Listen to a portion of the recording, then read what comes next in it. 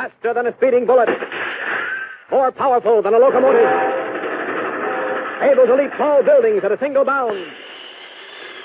Look, up in the sky. It's a bird. It's a plane. It's Superman. Kellogg's Pep. P-E-P, Pep. Kellogg's Pep, the Sunshine Cereal, presents The Adventures of Superman.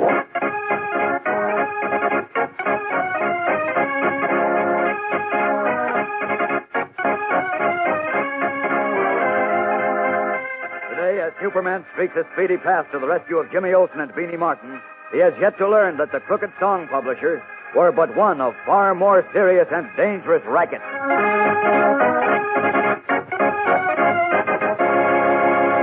Hello there, gang. This is your pal Dan McCullough. You know, that old saying, as much fun as a barrel of monkeys, is kind of out of date nowadays. Yes, sir. Now it's as much fun as a collection of Pep comic buttons, because that new series of comic buttons that come in packages of Kellogg's Pep is a barrel of fun. Why, they're so doggone smart-looking in the first place. The full-color pictures of your funny paper favorites stand out like anything against that clear white background. Then there's the kick that you get out of adding another button to your collection every time Mom opens a new package of Pep. And even more fun swapping duplicates with your friends. Now, there are 18 new and different buttons in this new series. Friends like Toots and Casper and Flash Gordon and Superman, of course. And you'll want to collect them all. So remind Mom to get you plenty of Kellogg's Pep, because that's the only way you can get these exciting prizes. You don't send in any money, not even a box top, and you can't buy them anywhere. But you get a comic button every time you open a package of Kellogg's Pep, the Sunshine Cereal. That's the good whole wheat cereal with a catchy sunshine flavor, you know. The tender, crisp, golden toasted flakes that keep you coming right back for more. So ask Mom for lots of P-E-P, the Sunshine Cereal, Kellogg's Pep. And now, the adventures of Superman. In attempting to trap two racketeer song publishers who had fleeced Editor White's little cook Poco out of $450, Cub reporter Jimmy Olsen and Beanie Martin, the Daily Planet copy boy, were themselves trapped. Tied up and left in the locked office of the racketeers, Jimmy and Beanie accidentally overturned a smoking stand and started a fire that swept through the ancient office building. After Beanie had been overcome by the smoke, Jimmy managed to dial a telephone with a pencil held between his teeth, and calling Clark Kent, succeeded in gasping out where he was before collapsing. As we continue now, Kent, in his true identity of Superman, is rocketing through the skies and approaching the blazing building. Below him, he sees a great crowd and several companies of firemen battling the spectacular blaze. Listen. Great Scott. That building is going up like a matchbox. Jim and Beanie are trapped in it somewhere. But where are they? I don't see them.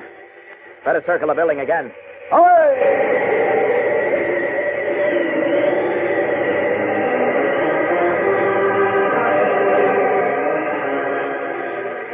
Still don't see them. Maybe I'm too late. Maybe they both... Wait a minute. Down there in that office. Two boys on the floor. Yes, it's Jim and Beanie. Down to them. Down! Jim. Beanie. They're unconscious. Only they're still alive. Uh-oh. Better get going fast before that ceiling falls on us. Up with them. Now, Jim. There we are. Now, out of here in a hurry. Up and away!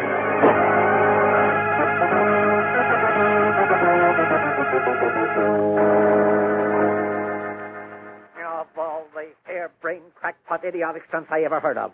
Why did you and Beanie try to bag a couple of big-time racketeers all by yourselves, Olsen? Why? Why? Gee whiz, Chief. I mean, Mr. White, how were we to know they were such bad eggs? Oh, that's right, Chief. How were you to know? You said you suspected they were dishonest in the first place, didn't you? Well, of course, Chief. Jim knows that legitimate publishers don't solicit songs from amateurs, that they never ask the author to pay part of the publishing costs like they asked Poco, but Okay. So they knew they were dealing with crooks. And they knew Poco had been tricked into putting up $450 by those phonies who never had any intention of publishing his song. So why did they do it? Now, wait a minute. Jim is ready to admit he made a mistake, and I'm sure he won't make the same one again. He meant well. He wanted to recover Poco's money and prevent other people from being fleeced like that. Sure. Plenty of people are swindled every day by racketeers. Well, that's because they don't think. Well, They don't stop to investigate these smooth talkers before they hand over their hard-earned money. Well, how are you going to tell when a man's on the up and up? It's easy enough to ask for references before you pay out money to a stranger.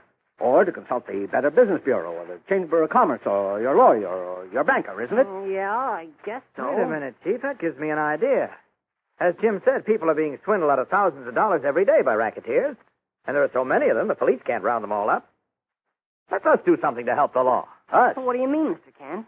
The Daily Planet can do a lot to scotch the operation of slickers like Professor Blessing by asking our readers to contact us when they've been swindled, or when they suspect someone might be trying to take them in.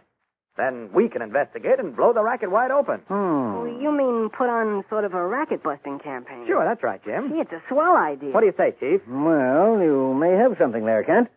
Sounds as if it may make a good public service feature, and it can't hurt our circulation either. I tell you what.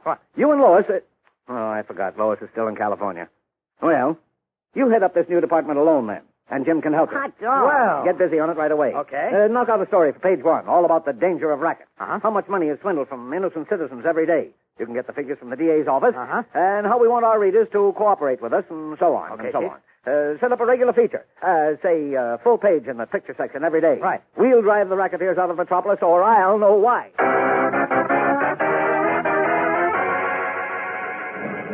Daily Planet, read all about the racket-busting campaign. Daily Planet.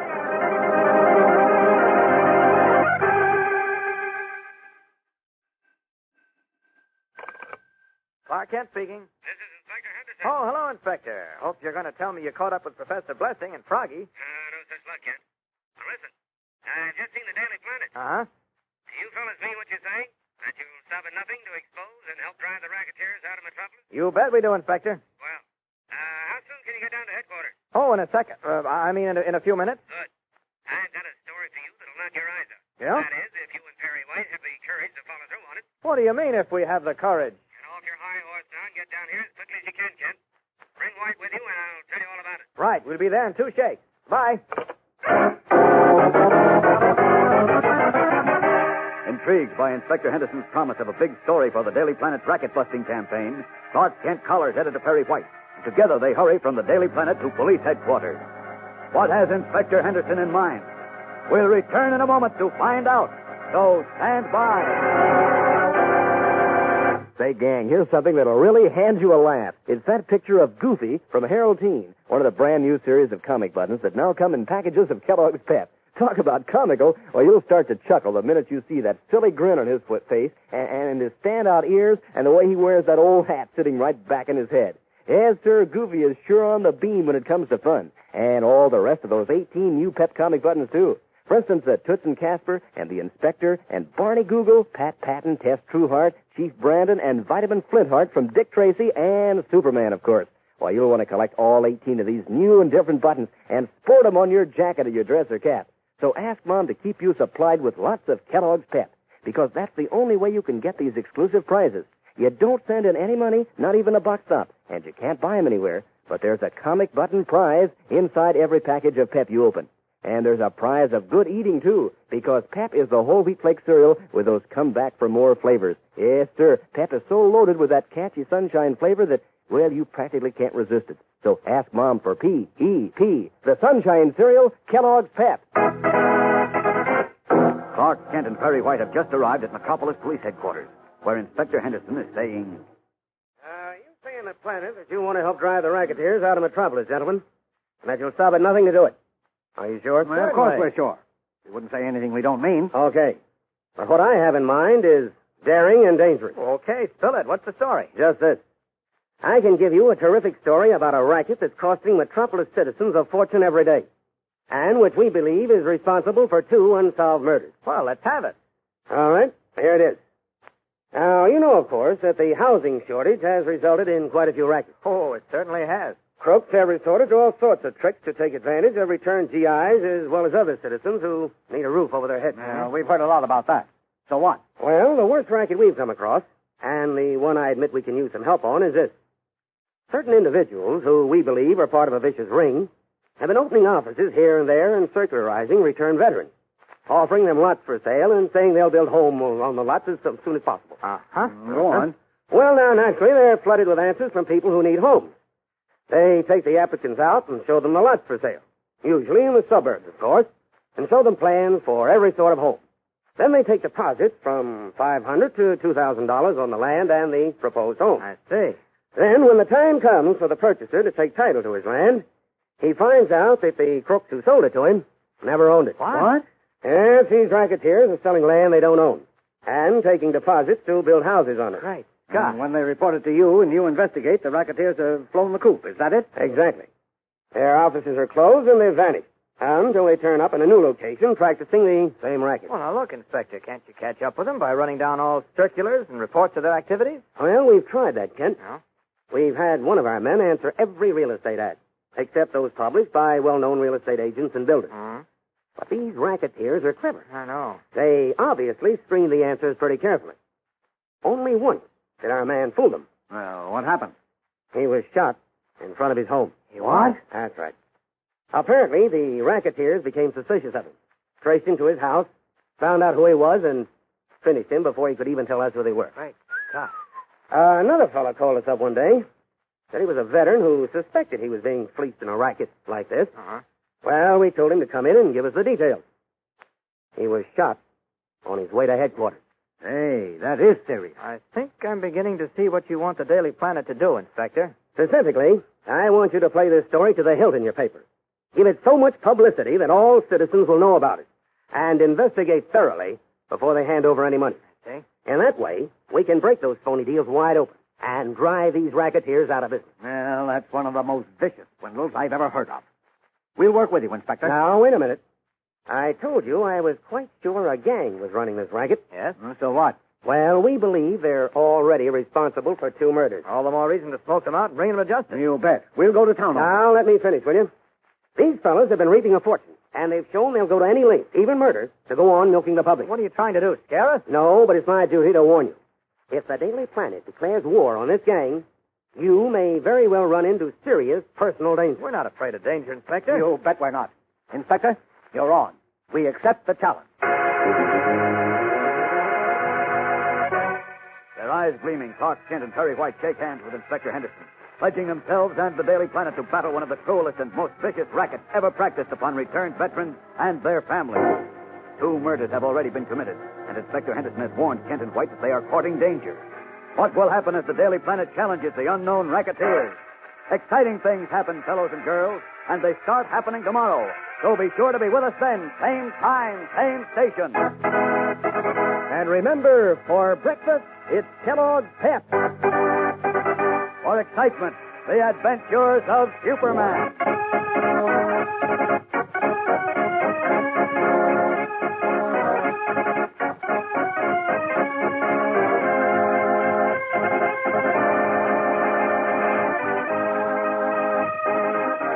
Superman is a copyrighted feature appearing in Superman DC comic magazines and is brought to you Monday through Friday at the same time by Kellogg's Pep, the Sunshine Cereal.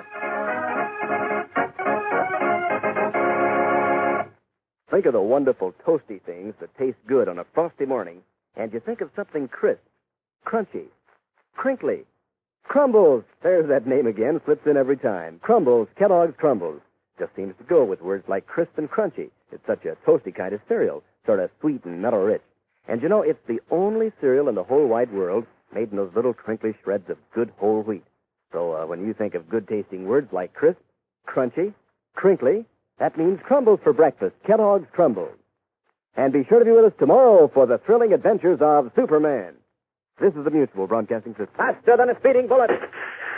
More powerful than a locomotive. Able to leap tall buildings at a single bound. Look, up in the sky. It's a bird. It's a plane. It's Superman. Kellogg's Pep. P-E-P, Pep. Kellogg's Pep, the Sunshine Cereal, presents The Adventures of Superman.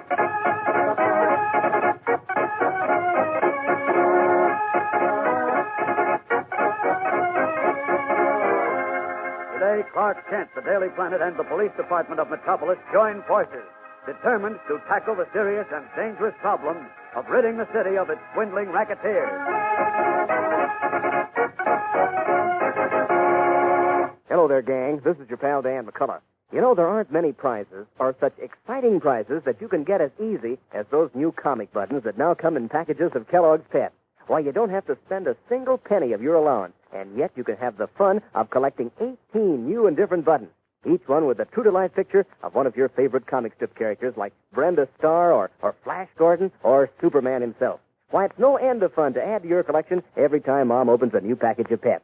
Fun to swap duplicates, too, and mighty exciting to wear all your buttons pinned on your jacket or your dress or cap so everyone can see how many you've collected. And did I say these new Pep comic buttons are easy to get? Why, you don't even have to send in a box top. All you do is to ask Mom to get you some Kellogg's Pep and look inside the package for your new comic button. Look out for some mighty good eating fun, too, at breakfast when Pep hits the menu. Pep is an appetite tickler from way back, loaded to the brim with a catchy sunshine flavor that sure hits the spot. Good for you, too. Sure, gives you energy vitamin B1 to help you through the morning's work or play. And your whole daily minimum need of sunshine vitamin D that helps build strong bones and teeth. Yes, sir, Mom's glad to get you P-E-P, the sunshine cereal, Kellogg's Pep. And now, the adventures of Superman. Aroused by Jim Olsen and Phony Martin's narrow escape from death when they attempted to trap some racketeer song publishers, Editor Perry White promptly accepted Clark Kent's suggestion that the Daily Planet undertake a racket-busting campaign.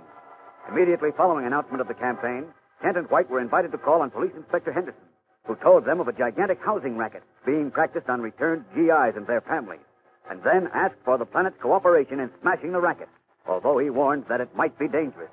White and Kent promised full support, and as we continue now in his office at the Daily Planet, the gray-haired editor is issuing instructions to Kent, who, as we know, is Superman. Listen. Now, here's how we start, Kent. Slap a 4-column head on page 1 and then shoot the work. Now, wait, Chief. I want a big story on this housing racket, and I want you to write it. Okay. But before we go on, Chief, I Tell just the thought public how it works, what to look out for, and instruct them to contact the police or us at once if and when they're approached by racketeers. Well, but listen, Chief. Stop interrupting. Put everything into your first story. Everything Inspector Henderson told us. But don't you see We'll that- run those dirty swindlers out of Metropolis. All right. Now, you get out of here and go to work. I want to see the crackerjack story in 1 hour. Well, what are you waiting for? Didn't you hear me say I wanted the story in an hour? Sure, I heard you. Then what are you sitting there like a lump for? Just waiting to make sure you run out of breath and can finish the sentence so I can get a word in. Why, Now, listen, Chief. I haven't time to listen. I want your copy for our first edition. Oh, you do? This is a big story, Kenton, a big story. Don't you realize that? Just it, Chief. I'm afraid it might be too big a story. Too big? What are you talking about? You heard what Inspector Henderson said. He thinks there's a dangerous ring of criminals behind this real estate racket. Well? And he believes they're responsible for those 2 unsolved murders last week. All the more reason to go right to work on that gang and give them everything we have. Yes, but How I still long do you think they should get away with selling land they don't own? Well, they and should. taking the last dollar of savings from veterans who fought for their country as deposits on homes they have no intention of ever building? Naturally, they shouldn't get away with it. But do you realize, Chief, that if those racketeers, whoever they are, didn't hesitate to shoot a police detective, they certainly won't hesitate to attempt similar violence against you if we make ourselves a menace to them? Ah, poppycock.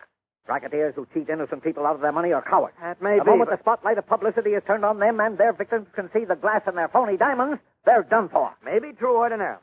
The men behind this housing racket are not small-time thieves. They're in the big money, and they're not going to take it. Hey, look here, Kent. Have you got cold feet? I afraid? Oh, if you knew how funny that was. Then what is the matter with you? Starting this campaign was your idea in the first place. Granted. How come that just as soon as we're on the trail of a big racket, you sound as if you want to back out? It isn't that at all. Just that I'm worried about you.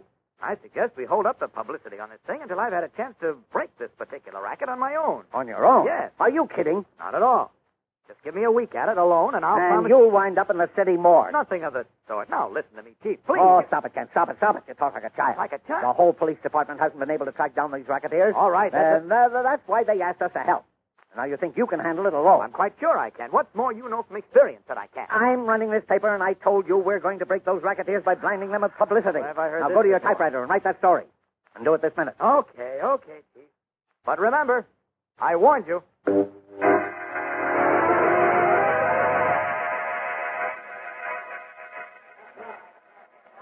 Copy, boy, on the double. Coming up, Mr. Kent. Oh, here you are, Beanie. Yes, sir. Rush this, Mr. Burroughs, please. It's the lead story for the noon edition. Okie doke, Mr. Kent. I'm on my way.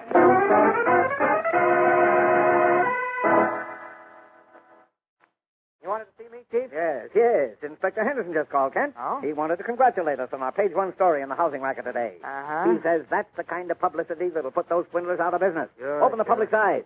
Yes, sir. Publicity and more publicity. And that's what we're going to give them until the leeches are driven out of Metropolis. Well, I just hope nothing worse happens. No, there you go again, worrying about your own precious skin. I'm not worried about my skin. I'm worried about yours, Tim's, and Lois's, and everyone else on this newspaper. Well, confound it, Kent, you're turning into an old woman. I tell you, racketeers are cowards. They won't dare to get in touch with us. Now, wait a minute. I want to talk to you about the story we're going to run tomorrow. Okay. Perry White speaking. Are you the editor of the Planet? I am. Who are you? Never mind who I am. Just get this. I want you to pull that so-called what's that? You heard me pull that story out and fast, before you get a chance to be sorry. Is that so? Look, who in blazes are you? I said never mind who I am. I'm just telling you what to do in a nice way. Giving you a chance to save your neck. The next time I won't tell you. Not so nicely anyhow. Why, of all the... Now, look here, you... What is... Quiet, man, quiet. Listen to me, you insolent whoever you are. If you think you can scare me, you've got another thing coming. Nobody tells me what to put into the Daily Planet, nor what to take out, either. Okay, but I'm warning you, brother. You're warning me. Why, you tin-horn coward, you haven't got the nerve to come into my office or even give me your name. Be smart, Mr. White. Don't ask for trouble. Better think over what I say. I have thought it over. And, well, now you listen to me. You get away, Ted, get away.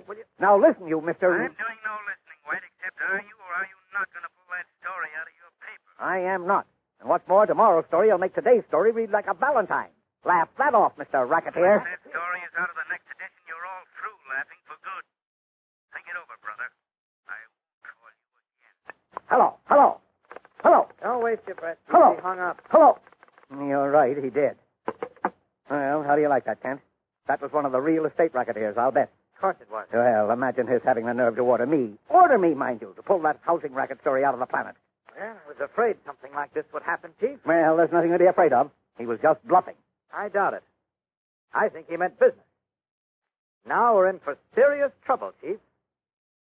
Serious trouble.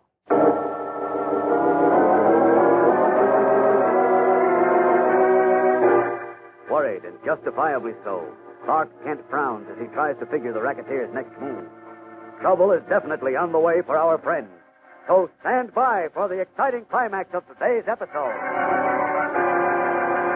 You know, gang, one of the best things about this brand new series of comic buttons Kellogg's Pep is putting out is that you keep right on having fun. Yes, sir. That's why Pep put out this new series in the first place, because the other Pep comic buttons have been so popular with the gang, everybody wanted more. And collecting these exciting prizes is not something that you do in a minute and then forget. No, sir, you get loads of fun for weeks and weeks. First off, it's mighty exciting to see which button is inside when Mom opens a new package of Pep. Maybe it'll be Judy or Corky from Gasoline Alley, or Cindy, or Superman himself. Or maybe it'll be a duplicate, so that you'll have the fun of scouting around to see which one of your pals has a different button to swap with you. Now, it's a cinch to collect all 18 different buttons in this brand new series. All you do is to ask Mom to get you some Kellogg's Pep and look inside the package for your new comic button.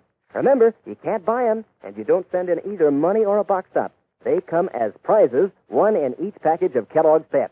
And you're going to like Pep for another reason, too, because it tastes so keen. Why, Kellogg's Pep is so full up with catchy golden toasted flavor that, well, your appetite's going to sit up and take notice every single morning. Ask Mom for P-E-P, the Sunshine Cereal, Kellogg's Pep. In a 10th floor apartment of a fashionable dwelling overlooking the park, one room has been furnished as a handsome modern office. There, seated at a desk, is a square-jawed, heavy-set man, his black hair lightly flecked with gray. His clothes are excellently tailored, and on the little finger of his right hand, he wears a ring with a huge, square-cut diamond. This man is Brock Nielsen, who looks grimly now at his companion, a thin young man named Brownie, with a cynical face, who reclines in a leather armchair, his hat half tipped over his eyes, a spiral of smoke curling from the cigarette fixed in his lips. Brownie is speaking. So you told the editor of the Daily Planet to pull that story out of his next edition, and he didn't do it. Now what are you going to do, Mr. Nielsen? What do you suppose I'm going to do? I don't know. Planet's a big newspaper, and it carries a lot of weight. So what? You think I'm going to let them ruin our business? Why, since that first story came out at noon, every one of our salesmen has called up sore as blazes.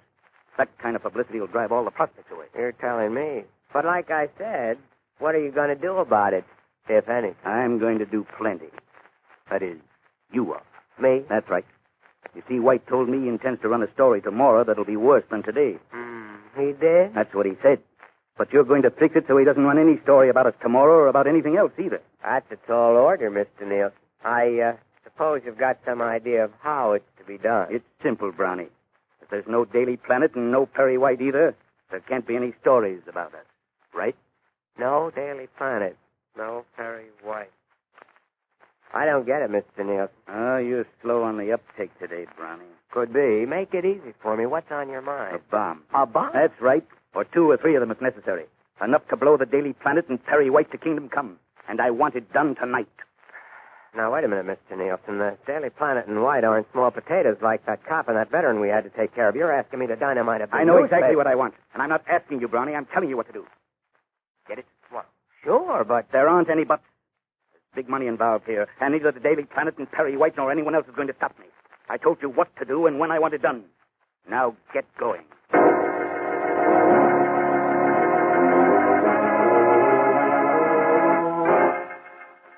Shrugging his droopy shoulders, the thin young man called Brownie rises to his feet, stretches, nods to the hard-eyed man behind the desk, and saunters from the room to dynamite the Daily Planet.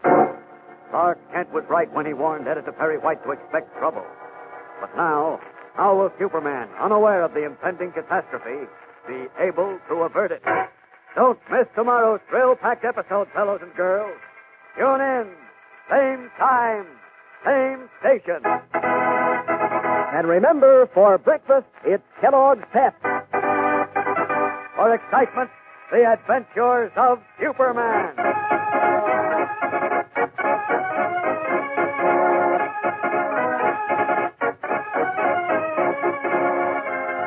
Superman is a copyrighted feature appearing in Superman DC comic magazines and is brought to you Monday through Friday at this same time by Kellogg's Pep, the Sunshine Cereal. Say, on a shivery morning when your first idea is to beat it down to breakfast quick, gang, that's Crumbles weather. That's when you want a toasty kind of cereal with zip and go. That's when you think of toasty words like crisp, crunchy, crinkly.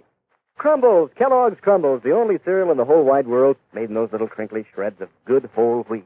Sort of sweet and mellow rich, and so good for you. Sure, Mom knows that. So when you think of something toasty on a cold morning, think of Crumbles, Kellogg's Crumbles. And be sure to be with us tomorrow for the thrilling adventures of Superman. This is the Mutual Broadcasting System. Faster than a speeding bullet. More powerful than a locomotive. Able to leap tall buildings at a single bound. Look, up in the sky. It's a bird. It's a plane. It's Superman. Kellogg's Pep. P-E-P, Pep. Kellogg's Pep, the Sunshine Cereal, presents The Adventures of Superman.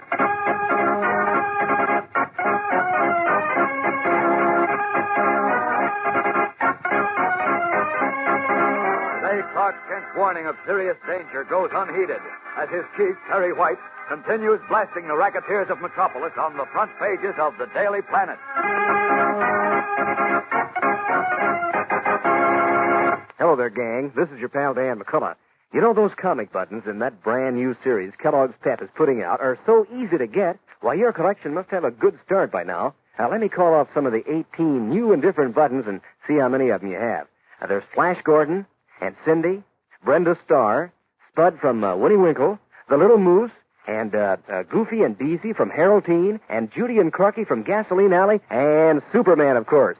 18 of them in all, each one a true-to-life picture of some funny paper character that you've followed for a long, long time. And boy, is it fun trading duplicates with your pals and wearing all your Pep comic buttons pinned on your jacket or your dress or cap. And are these buttons easy to get? Why, you don't have to send in a single penny, not even a box stop. Fact is, you can't buy them anywhere. All you do is to ask Mom to get you plenty of Kellogg's Pep and look inside the package for your comic button. And say, while you're about it, you get a load of how terrific Kellogg's Pep tastes at breakfast. Crisp and tender and fresh as can be, and loaded with a catchy sunshine flavor that keeps you digging in for more. You know, Pep is called the Sunshine Cereal. It gives you good old sunshine vitamin D that Mom knows is good for you. Ask her to get you plenty of P-E-P, the Sunshine Cereal, Kellogg's Pep. And now, the adventures of Superman. As you remember, the Daily Planet launched a vigorous newspaper campaign against a ring of racketeers who have been swindling war veterans in a gigantic housing racket. Following publication of the first story, Editor Perry White received an anonymous phone call from a man who warned the editor to stop his attacks on the housing racket or expect serious consequences. White, of course, hotly refused, and the man, who turned out to be Brock Nielsen, the head of the racketeers, ordered a henchman called Brownie to dynamite the Daily Planet.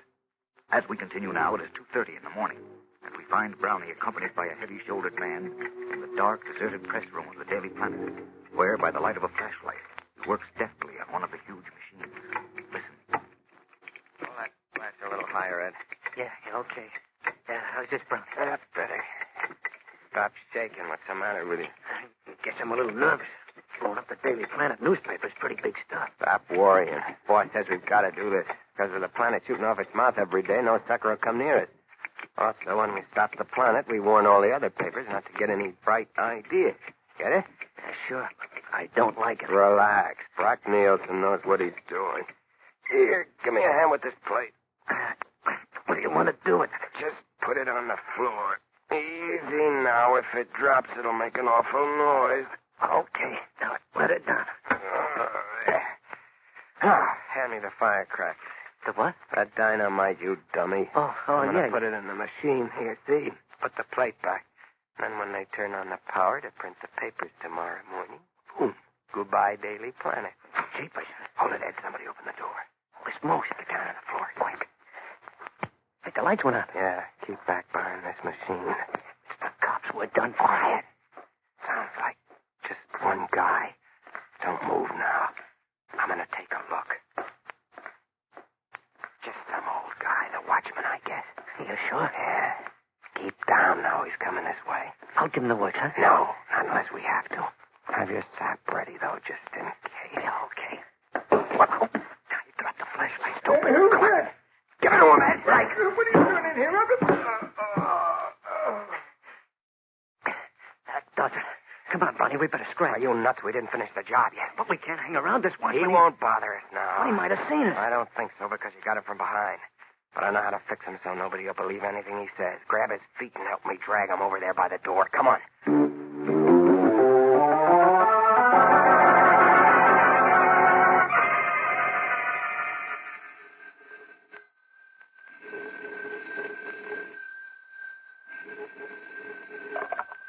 Hello? Hello, is that you, Mr. White? Yeah. Who's this? This is George, the night elevator operator at the Planet. Oh. Well, what are you waking me up in the middle of the night for? Well, you see, Tom Stedman, the watchman, he started on his rounds of the building almost 2 hours ago and hasn't come back yet. Did you look for him? I've been calling, but I can't leave the elevator. It's against the fire laws. I see. I'll try to find a police officer and let him look. I'll be right down.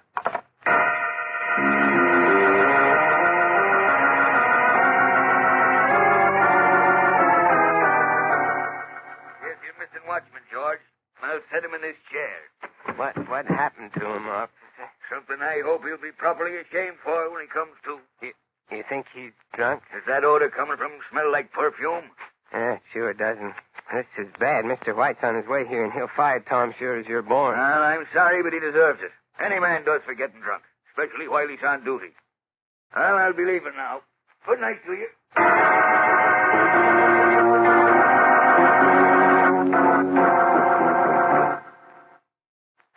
I think you're being hasty, Chief. After Now, all... can't stop arguing. Tom Stedman got drunk while on duty, and that finishes him with me. He's fired. No, but Tom swears he wasn't drunk. He's lying. A police officer found him with a bottle in his hand, dead to the world and smelling like a brewery. I know, but... And George, the night elevator operator, backs the officer up. Now, what more do you want? Tom's been working for us for many years. He never got drunk before. Oh, that proves nothing, except that he's never caught before. Well, I don't believe he drinks. I've had many talks with him, and the Be man is... sensible, Kent. Be sensible. Naturally, he wouldn't admit it to you. He knows the rule is that anyone caught drinking is fired. But I believe him, Chief. Meaning you don't believe the police officer and George, eh? I didn't say that. Tom says there was an intruder in the building tonight. Well, if there was, it must have been one of his drinking pals or an hallucination. Oh. Because nothing's missing. Well, now, you be sensible, Chief. A pal wouldn't have slugged him, and there's a lump behind his ear the size of an apple. So what? He could have hit his head on something when he passed out and fell down, couldn't he? Well, yes, I suppose he could, but Well, I still for think... my money, that's what happened. Now, stop wasting time and let me finish okaying these galleys. We go to press in 10 minutes, you know. I still don't like it, Chief. Yeah, you don't like what? This business last night. There's something fishy about it. I don't believe Tom got drunk. I believe his story that an intruder slugged him. No, I fainted Aunt Kelly. Then I suppose the intruder stuck the bottle in his hand, spilled liquor around, and then just walked out because he was playing a Halloween joke, huh? I admit I can't explain that. No, you do. But I keep remembering that phone call you got yesterday. Huh? What phone call? The one from that racketeer, whoever he is, warning you that unless we stopped exposing the big housing racket, something serious is going to happen. No. Oh, no, this is going too far. Now, don't tell me you think the racketeers are getting back at us by framing our night watchman for drunkenness. Of course. Now, don't be silly, Chief. No, But don't I be silly. Kent, you're prattling like a child. Now get out of here and let me finish okaying these galley proofs before I lose my mind, too. Now go on, get out. Okay. You're taking those racketeers very lightly, Chief. Nonsense. I say they're cowards. All racketeers are. And they wouldn't dare try anything against the Daily Planet. Don't be too sure. Look now, if you're scared, get out of town. I'm going to blast these rats out into the open. Boy, oh boy, just wait till they see the story on page 1 today. Oh, just wait till they see it. Snorkeling, Perry White returns to his galley proofs, while Clark Kent continues to stand by uneasily. Certain danger is in the air, but unable to pin it down. Meanwhile, in the room furnished as an office in a fashionable apartment overlooking the park, Brownie is telling Brock Nielsen, his boss and head of the housing racketeers, You won't have to worry about Perry White and the Daily Planet anymore, Mr. Nielsen. I put enough dynamite in that press to blow the whole building to kingdom come. Look at the time. They're due to start the presses in a few minutes, and as soon as they do, that'll be all, brother. That will be all. We'll be back with the tense climax of today's episode in just a moment. So stand by. You know, I bet you fellas and girls feel like strutting around when you're wearing those comic buttons that you're all collecting from that brand new series Kellogg's Pep is putting out. Because when you pin them on your jacket or your dress or cap, they show up like anything, really look keen. And aren't these new Pep comic buttons beauties? The colors are so bright and clear, they really stand out against that sparkling white background. These pictures of your funny paper favorites are real eye-catchers. Take Tess Trueheart, for instance, with her smart hairdo and super long eyelashes. Why, she looks so real she could talk. And Brenda Starr, her hair's long and wavy and soft-looking. And Superman himself, his bright red cape flying in the wind. Boy, what a kick you get every time Mom opens a new package of Kellogg's Pep. Because that's the prize package where you get your new comic buttons. You don't send it any money, not even a box top, and you can't buy these prizes anywhere, but you get one in every package of Pep you open. That's Kellogg's Pep, the Sunshine Cereal. Pep, the golden toasted whole wheat flakes with the catchy sunshine flavor. Pep, the dish that tastes just as good as it is good for you. So get Kellogg's Pep, gang. That's P-E-P, the Sunshine Cereal, Kellogg's Pep. It is just 2 minutes before 11 o'clock in the morning. Press time for the first edition of the Daily Planet.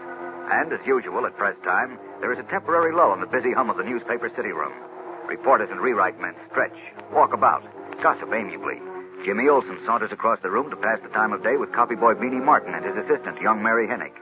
And in Perry White's office, the gray-haired editor relaxes and grins at Clark Kent. Well, I guess I did what I promised, eh, Kent? What'd you say, Chief? I said I did what I promised. I told that racketeer on the phone that today's page 1 story would make yesterday's story read like a sweet Valentine. And I was right, wasn't I? Hey, aren't you listening to me? Huh? Oh, yes. Well, then, you know we'll be on the streets in an hour with a story that'll make everyone stop, look, and listen before they give any rotten racketeers money. We'll fix their clocks. All of them. What's the matter with you, Kent? I don't think you've heard a word I've said. Who, me? Yes, you. Oh. Why do you keep turning around and staring that silly way? At the ceiling and at the floor. Don't you feel well? Huh? Oh, no. Oh, yes, I feel fine. You certainly don't act that way. What's come over you, Kent? I don't know. I just can't throw off the feeling that, well, that something not so good is all set to happen. Oh, relax. Nothing's going to happen. Except in just 1 minute, our presses start rolling off a story that'll blow the phony real estate racket sky high. I sure hope you're right, Chief, but I don't know.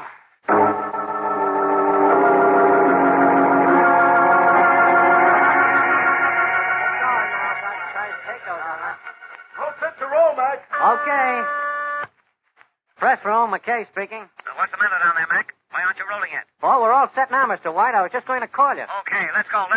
Or we'll hit the newsstands after the Daily Blade. Now, don't worry, Mr. White. We'll make it on time. Let him roll, Boris.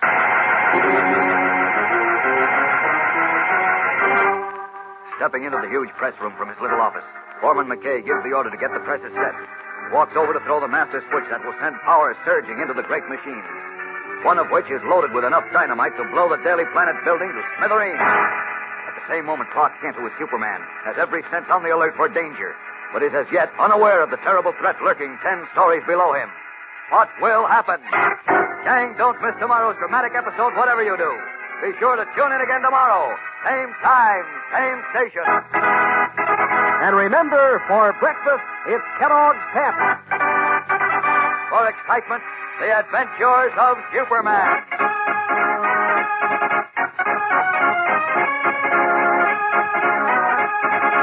Superman is a copyrighted feature appearing in Superman DC comic magazines and is brought to you Monday through Friday at the same time by Kellogg's Pep, the Sunshine Cereal. Say, when you think of toasty words like crisp, crunchy, crinkly, you just naturally go right on to Crumbles, Kellogg's Crumbles, so toasty and sweet and mellow-rich on a frosty morning. What a dish for breakfast. The only cereal in the whole wide world made in those little crinkly shreds of good whole wheat. And you know about whole wheat, don't you? You know it's good for you.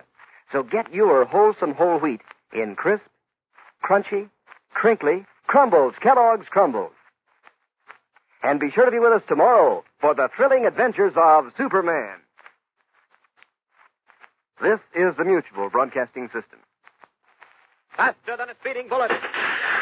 More powerful than a locomotive. Able to leap tall buildings at a single bound.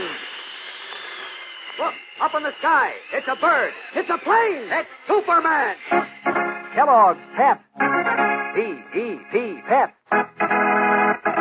Kellogg's Pep, the Sunshine Cereal, presents The Adventures of Superman.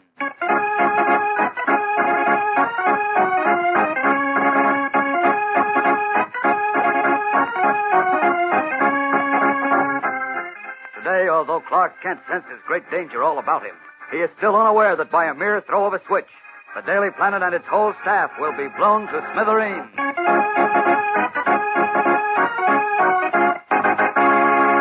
Hello there, gang. This is your pal, Dan McCullough.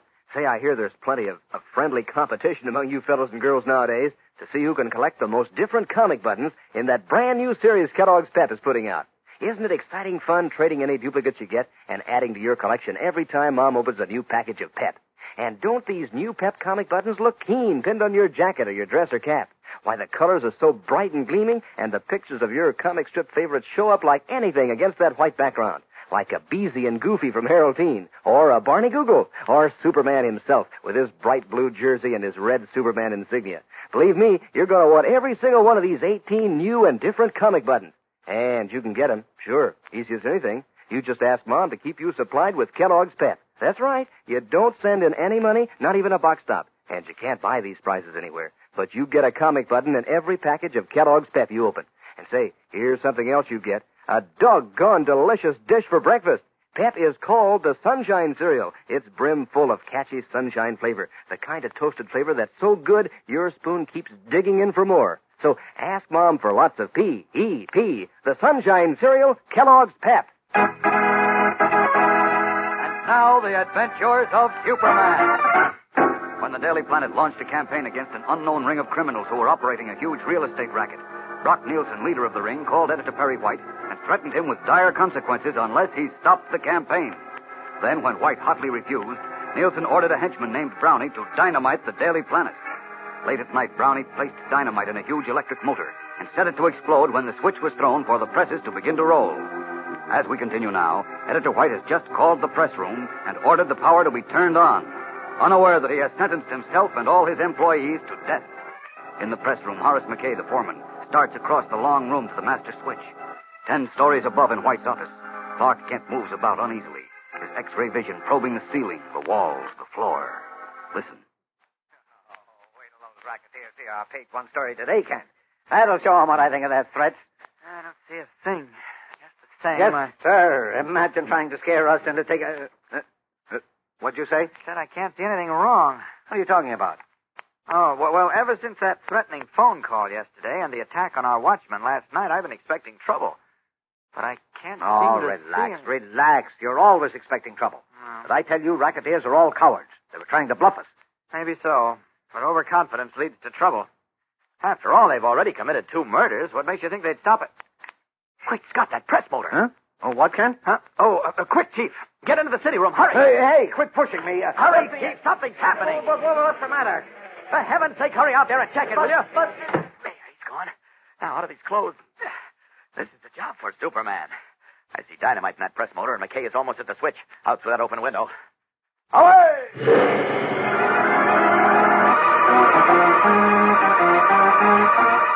Flashing out through the window, Superman streaks downward with the speed of light and zooms through another window in the press room 10 stories below, just as Foreman McKay pulls the master switch that sends power humming through the cables. Like a rocketing eagle, Superman sweeps two workmen aside and hurls himself across the machine that is loaded with dynamite. A split second later, it explodes with a muffled roar. A roar muffled by the Man of Steel's body.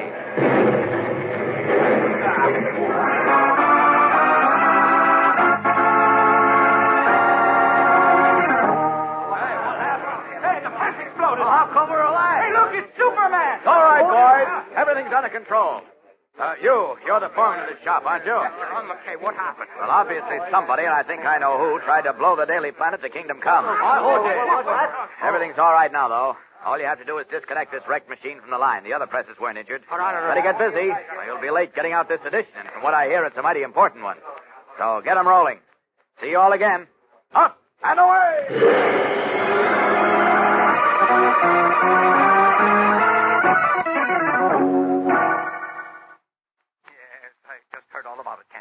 Some filthy rat loaded one of our presses with enough dynamite to blow this whole building to bits. On the level, Chief? Certainly. And if not for Superman, you, me, Jim, Beanie, and all the staff wouldn't be here now. Hey, it's a lucky thing Superman happened to be around, isn't it? You're not kidding. Why, when I think of what almost happened, I get weak in the knees. Oh, take it easy. It's all over now, Chief. But, will you admit now that I was right? Right. Right about what? About Tom Stedman, the watchman, not being drunk last night? What do you mean? Well, I mean, it should be perfectly obvious that Tom was slugged last night, just as he said he was, by whoever put the dynamite in the press motor. But, Then, as I see it, the dynamiters poured liquor over him and put an empty bottle in his hand, Yeah. so that we would think he was drunk and so be inclined to disbelieve his story of an intruder being in the press room. Then they figured we wouldn't bother to make a careful search and we wouldn't discover the dynamite, eh? Exactly. Hey, George, I think you're right, Kent. But who in thunder did it? Why, the real estate racketeers, of course. The Racketeers? Sure. They warned you yesterday that unless you stopped attacking them in the planet, they'd stop us, didn't they? Yes, but... Oh, no, they wouldn't have the nerve, Kent. What? I've said it before, and I repeat. Racketeers are cowards. But I tell They you... operate with lying words, not with dynamite. Chief, what more has to happen to make you realize that this particular gang is different? That they're operating a big money business of swindling thousands of war veterans out of millions of dollars. I know, They but... don't want their juicy racket ruined, so they'll stop at nothing. Why, they're ruthless. Look, don't forget they didn't hesitate to murder a police detective and a veteran who tried to expose them. Now they've just tried mass murder. Well, maybe you're right at that, Kent. Maybe I'm right. Of course I'm right. Who else would dare try to blow up the Daily Planet? And why? The dirty scoundrels. Wait a minute. Take it easy, Chief. Take it easy. After they almost succeeded in murdering us? Well... Why, this is the greatest outrage I ever heard of. No, but that Do doesn't mean those that... mobsters think that this is Nazi Germany, where they can shoot people who object to being swindled and dynamite newspapers? We'll show them they're wrong, Chief, but we've got to move softly. You bet we'll show them they're wrong, but we won't move softly. I'm going to put out an extra edition on this dynamite story. Oh, no, Chief, listen, you can't Don't no chief me. But I tell you... I'm going to smoke those rats out into the open. But that I'll won't... put so much heat on them, they'll be easy pickings for the police. But, Chief, listen, please. That's the wrong approach. Why? Why? You'll only incite them to more violence. Nothing of the sort. I'll throw the fear of public opinion and the law into them. I tell you, that is not the way to fight those fellows. Now, take my advice. Lay off them for a while in the planet. Lay off? Yes. Let them think we're scared. Then I'll go after them alone. You? Sure. We know they operate through temporary real estate offices. All right, I'll investigate every land and building advertisement, contact the veterans who receive circulars, and eventually I'll catch up with our racketeer friends. And as I told you yesterday, you'll wind up in the city morgue. Wish I could tell you how funny that is. And I wish I could show you how crazy you are. Didn't you say yourself these fellows won't stop at anything? Yes, but that And you want to tackle them alone? Well, sure, but I... No. I can't waste any more time on such nonsense. But I've got an extra paper to get out. But, Chief, no more arguments. But I only want to... The city is faced with one of the greatest threats in its history. I know, and I but... still say the way to fight it is with the power of the press. The power I'll of the show press. those murderers what they're up against. All right, and but I'll show them in headlines. Will you please... Just you wait and see.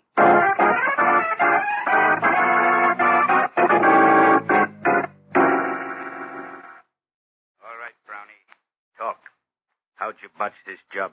I can't understand it, Mr. Nielsen. I had plenty of dynamite planted in the press motor, and I made sure I didn't leave anything behind to give it away. I can't understand. Well, all I can understand, Brownie, is that you botched the job up, but good.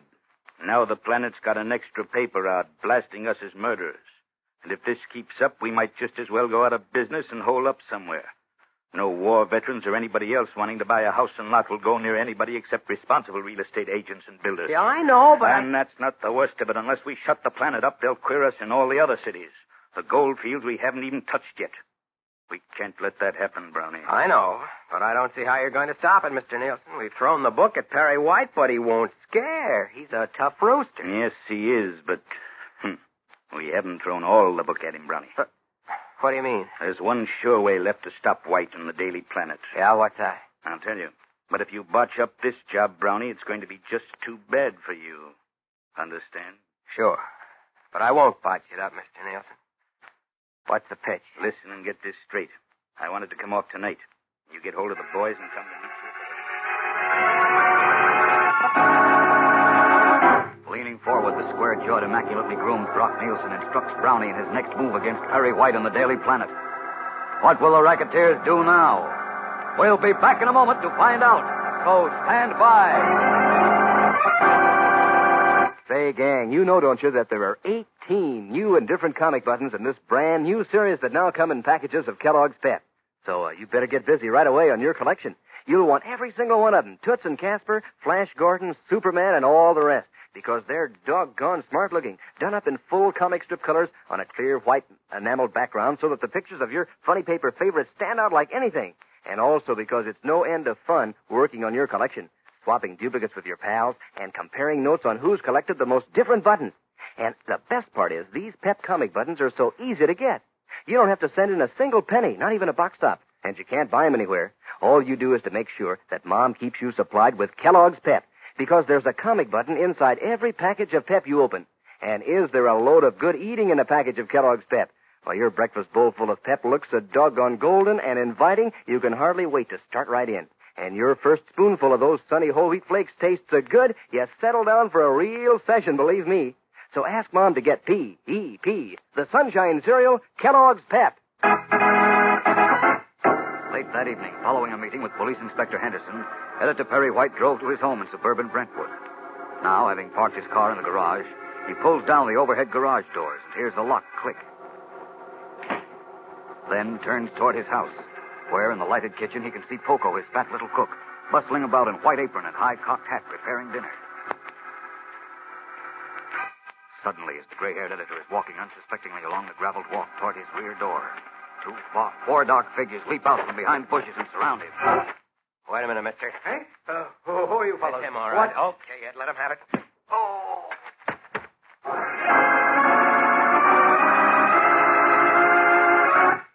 At Brownie's command, a blackjack wielded by a heavy-shouldered man whistles through the air to thud on Perry White's head.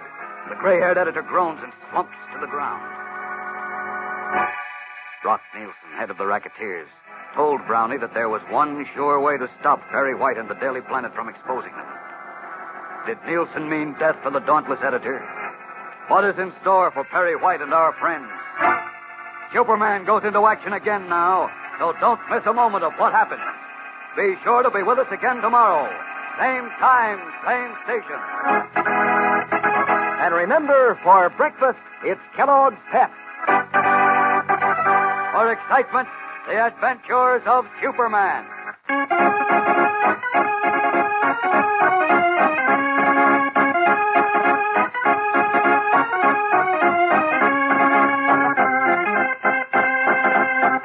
Superman is a copyrighted feature appearing in Superman DC comic magazines and is brought to you Monday through Friday at the same time by Kellogg's Pep, the Sunshine Cereal.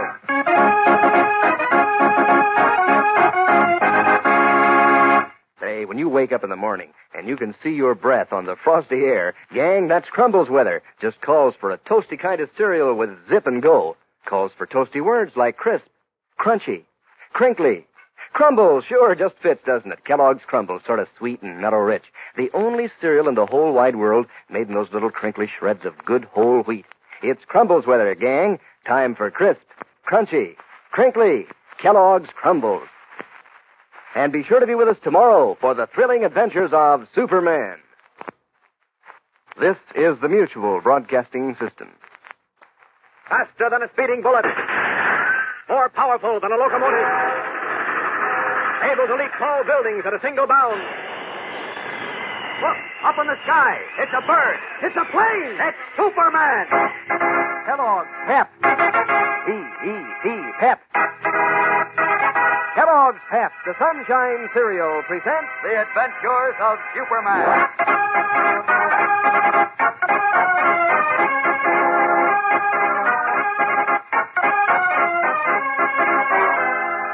Clark Kent's admonition to go slow is ignored by his boss, Perry White, whose continued strong editorial blasts against the Metropolis racketeers has imperiled the gray-haired editor's very life.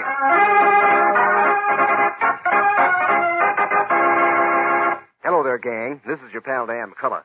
You know, I guess I'm a pretty forgetful guy. All week long, I've forgotten to put in a special plug for the girls who are collecting that brand new series of comic buttons from packages of Kellogg's Pep. And everybody knows that the girls get just as much fun out of those slick-looking buttons as the fellows do. And no wonder. Boy, it's mighty exciting when Mom opens a new package of Pep to see which button you'll find inside. Maybe a brand new button that you don't have in your collection yet, like a Chief Brandon or the Inspector or Superman himself. Or maybe it'll be a duplicate so that you'll have even more fun swapping with one of your friends. But whichever comic strip character it is, it's bound to look mighty smart pinned on your jacket or your dress or cap with all the rest that you've collected. So keep going, gang. Remind Mom to get you plenty of Kellogg's Pep and look for your comic button inside every package you open. That's right. You don't have to send in any money, not even a box top. And you can't buy these comic buttons anywhere, but you get a prize in every package of Pep. A prize in good eating, too, because Pep is loaded with catchy sunshine flavor. A comeback for more flavor that teases you to eat lots. And, that makes Mom glad because Pep is so good for you. Sure. So ask her to get some P-E-P, the sunshine cereal, Kellogg's Pep. And now, the adventures of Superman. As the first move in their racket-busting campaign, the Daily Planet has been working with the police in exposing a gigantic real estate racket in which war veterans are the principal victims. Brock Nielsen, ringleader of the racketeers, phoned editor Perry White and warned him to stop his expose. And when White hotly refused, Nielsen sent a man to place dynamite in the Daily Planet press room, intending to blow up the great newspaper. But Superman managed to avert the catastrophe, forcing Nielsen to plot a final, desperate measure. That evening, after Perry White had parked his car in the garage behind his suburban home, he was ambushed by several men, one of whom struck him over the head with a blackjack. As we continue a short time later, Clark Kent enters his Metropolis apartment to find his telephone ringing. Hello? Is that you, Mr. Kent? Yes, Jim? Uh-huh. Gosh, I've been ringing you for an hour. Oh, and I've been out trying to run down those racketeers. Oh, But, listen, is Mr. White with you? why, no, he went home a long time ago. He did? Uh-huh. How long ago? Well, let's see. We left police headquarters together. That was at least 2 hours ago. Why? 2 hours ago? Yes, why? What's the matter? You say Mr. White went straight home? Well, I assume he did. Said he was having some guests to dinner and... Yeah, I know, but... Gee, that's funny. What is? Look, what's wrong, Jim? I don't know. You see, Poco called me up about an hour ago and said Mr. White was supposed to be home by 8 o'clock. Uh-huh. Here it was almost 9, and his guests were waiting, and the dinner was getting spoiled. Well, that is strange. Yeah. I called the office and the newspaper club and wherever else I could think. Then I remembered you and Mr. White had left the office together, so I figured he might be with you. Oh, well, he might have had tire trouble or something on the way home and been delayed that way. Did you talk to Poco again? Mm-hmm. Just about 5 minutes ago, before I got you. You did, and the chief wasn't home yet? No. Poor Poco was having a fit. I'll bet. Chief dinner guests had gone home in a huff. The dinner was spoiled. Gosh, I don't like this, Mr. Kent. I'll say, I don't either. Look, Jim, I'm going out to the chief's house now. You, Pick me up, will you, please? It's on your way. Oh, no, I can get out there faster alone, Oh, Jim. please. Look, you gotta pass 3 blocks from my house. I'll meet you at the boulevard. Now, don't argue, Jim. I tell you I can make much better time alone. I'll see you later. But So long. Too bad I had to be rude to Jim, but I gotta get out of these clothes fast. Can't understand what happened to Mr. White. I'll find out as Superman.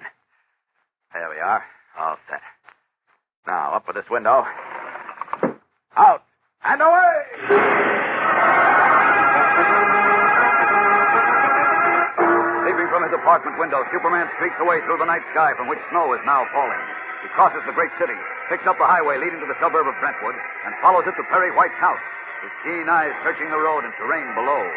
Dropping down at the rear door of the editor's home, he swiftly resumes his guise of Clark Kent. And a moment later, he is questioning Poco, the little cook who speaks only in rhyme. White must have been here, Poco. See, his car is in the garage. But I don't know how this can be. Mr. White isn't here, as you can see. Oh, well, he was here. What's more, he must have arrived here some time ago, too, because the radiator of his car is cold. Then where, tell me, can he be? This is all a mystery to me. It's a mystery to me, too. Didn't you hear him drive in? No, I heard nothing from within, because the radio was making such a din. Oh. Say, wait a minute. Yes, Mr. Kent? Look here, Poco. No, don't step there. Where? There? Stay right where you are. Now, look. There's some kind of a scuffle here. See all those marks in the gravel where my finger is pointing? Why, no. I see only snow. Well, your eyes aren't very sharp. It's obvious to me that there were several men here, and I think there was a fight. A fight? With Mr. White? Could be. Look, here's where somebody went down. And see those streaks? That shows he was dragged away. Oh, no. Now, let's see. He was dragged this way across the lawn.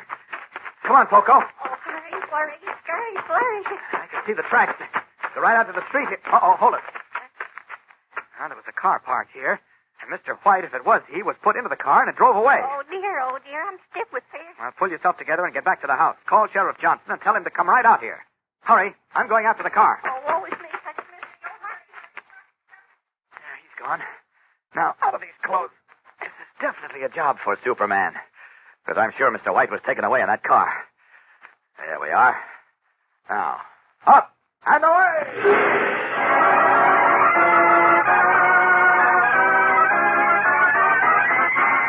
Rocketing away into the night, Superman streaks miles along one highway, doubles back to the village and picks up a second highway. He searches that in vain, then returns again to the village and rockets out above the third road.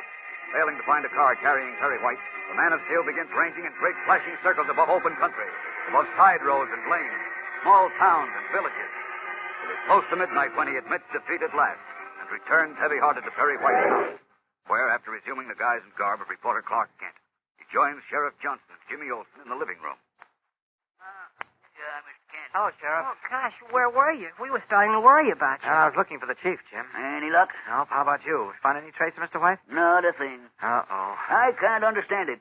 I've been in touch with the State Police Highway Patrol, Inspector Henderson of the Metropolis Police.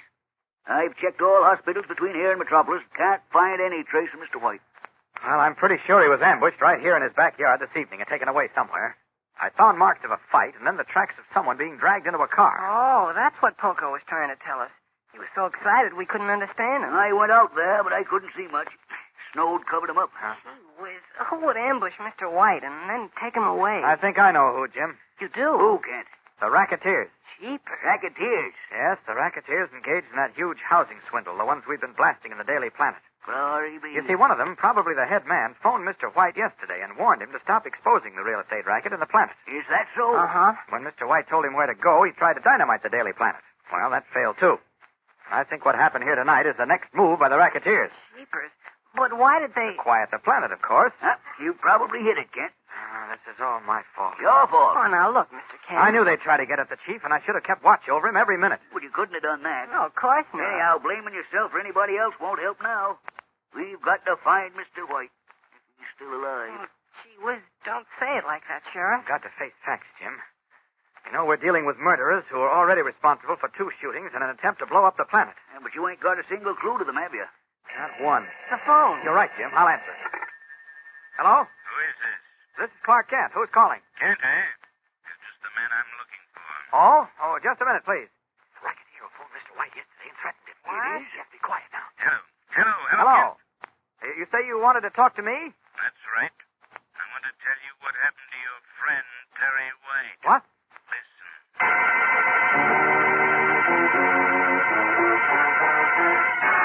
We'll be back in a moment with the startling climax of today's episode. So stand by. Say, gang, if you should happen to help your mother with a weekend shopping, and if she should happen to need a new package or two of Kellogg's Pep, don't you forget to remind her, because that means that you'll get a new comic button for your collection. Yes, sir, there's an exclusive prize for you in every package of Pep you open.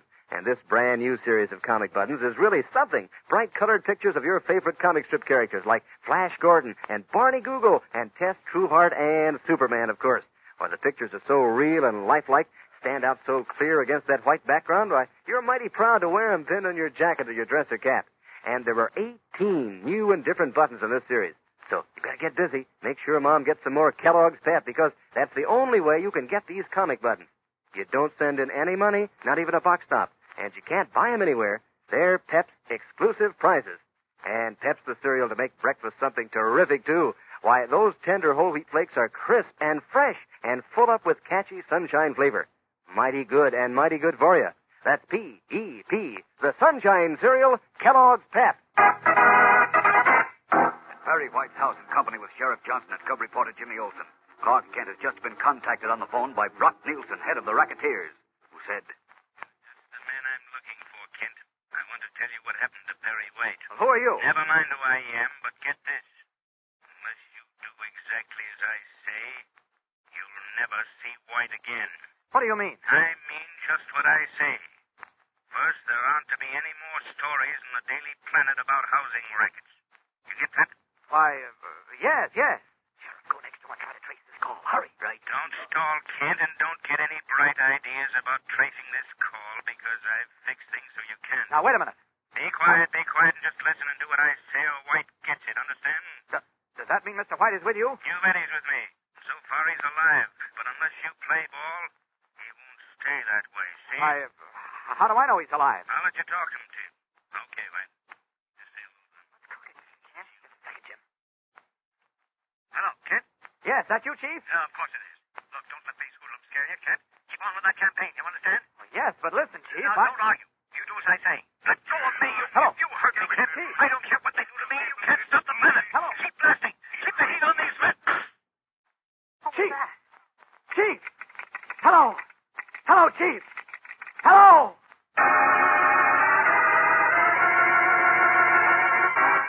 Frantically, Clark Kent jiggles the phone hook, trying to resume the connection, which has been ominously broken. 2 pistol shots. Then Perry White stops talking, and Kent heard no more. What has happened to the gray-haired editor, whose last words to Kent were a defiance of the Racketeers? Clark Kent hasn't a single clue to Brock Nielsen and his gang, and Nielsen assured him that it would be fruitless to try to trace the call. So how can Kent, even as Superman, track the Racketeers down? There's a startling surprise in Monday's thrill-packed episode, fellows and girls. So don't miss it. Tune in, same time, same station. And remember, for breakfast, it's Kellogg's Pep. For excitement, the adventures of Superman.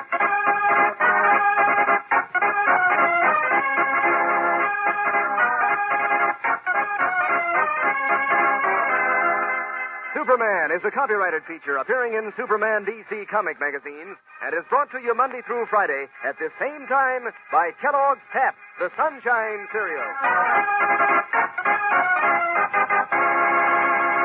Say, what goes with the kids in other countries? What do they look like and how do they dress? Well, Kellogg has the answer with the cutouts on packages of Kellogg's Crumbles. And the kids in your family will have a swell time with these dolls of all nations, cutting them out and changing their costumes, and collecting all 6 countries in the series, like Norway, Holland, China. 2 cutout dolls to every package, you know, and they're dressed like the real thing. That's dolls of all nations on packages of Kellogg's Crumbles. And be sure to be with us on Monday for the thrilling adventures of Superman. This is the Mutual Broadcasting System. Faster than a speeding bullet. More powerful than a locomotive. Able to leap tall buildings at a single bound. Look, up in the sky. It's a bird. It's a plane. It's Superman. Kellogg's Pep. P-E-P, Pep. Kellogg's Pep, the Sunshine Cereal, presents The Adventures of Superman.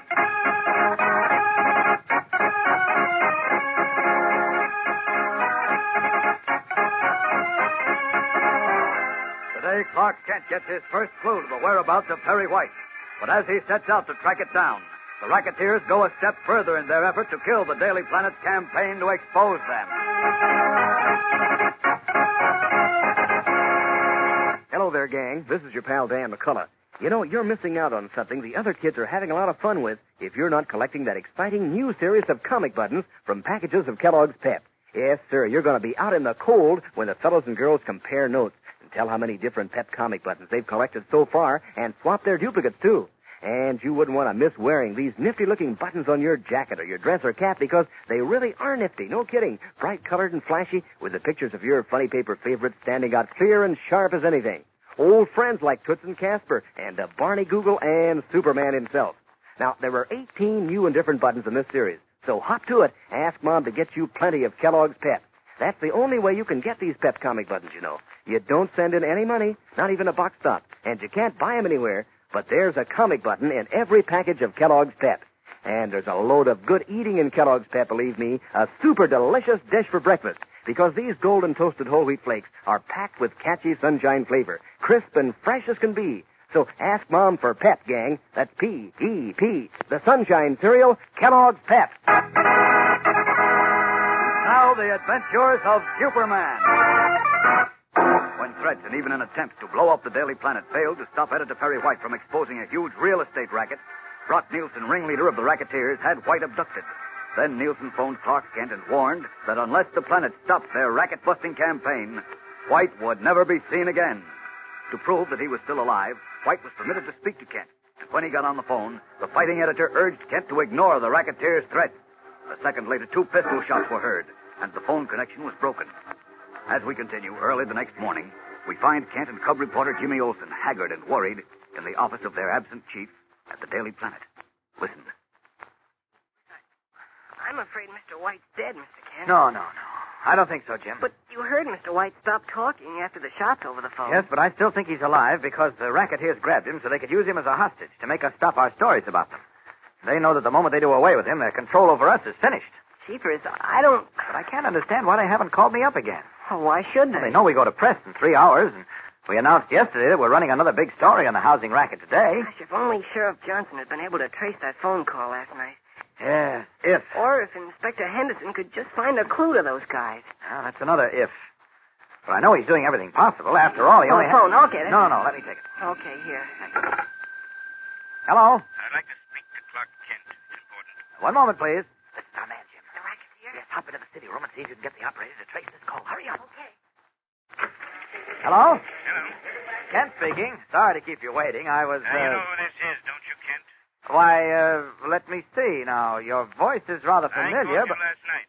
Then I let you speak to your friend Perry White. You remember that? Oh, yes, I'll yes. do the talking, you just listen. Now, look, nothing's happened to White yet. You get me? But those shots, you mean... I said nothing happened to White yet. But plenty will happen to him if any more stories about you-know-what come out in the Daily Planet. You understand? Well, I think I understand, but... Okay, just so you understand. Remember, one more story about us and White is finished. Now, wait a minute. How do I know you're telling the truth? I mean, that Mr. White is still alive. I'm telling you he is. That's no proof. It'll have to do. I said he's alive so far. But one more wrong story in the planet and he won't be. Well, wait a minute. Hello? No, he hung up. If only Jim was able to trace that call. Jim, listen. Just a minute, Mr. Kent. Come on, operator. How about it? Oh, he did, huh? Okay, thanks for trying. Bye. No luck, huh? No. First we had to find out what trunk line on our switchboard his call was on, and by that time he'd hung up. Uh-oh. Look, how about Mr. White? What did that guy say? Well, he said the chief was alive. He did? Mm-hmm, but he wouldn't let me talk to him. Well, why not? Said he wasn't taking any chances on the chief telling where he is. Sounds like a stall to me. It could be. I think it is. I think the reason he wouldn't let you talk to Mr. White is because he can't talk anymore. Oh, now, take it easy, Jim. Well, I'll admit that's a possibility, but I don't know. I'm inclined to believe he's alive. Now I don't know what to do about the story. What story? The page 1 follow-up on the housing racket we plan to run today. The fellow who called says if we run it, the chief is finished. Finished anyhow, I'm sure of it. Oh. So let's run the story. We've got to get those racketeers.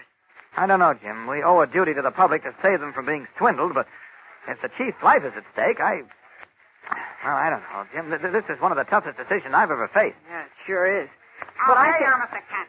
Listen. Go away, Beanie, will you? We can't be bothered Anything now. new about Mr. White, Jim? No. Go away, will you, please? Okay, Jim, okay. I just thought you'd like to know that some guy came in about the racket we're exposing. What? Huh? Now, I'll tell him to come back some other time. No, wait a minute, Beanie. Wait. Who is this man? I don't know. He says he thinks maybe he got gypped in a housing racket. Oh. And he read in the Daily Planet where we asked people who got gypped to get in touch with us. So Oh, tell him to... Where is this man? I told him to wait in your office, but I'll send him away. Oh, no, you won't. I want to see him. Come on, Jim. My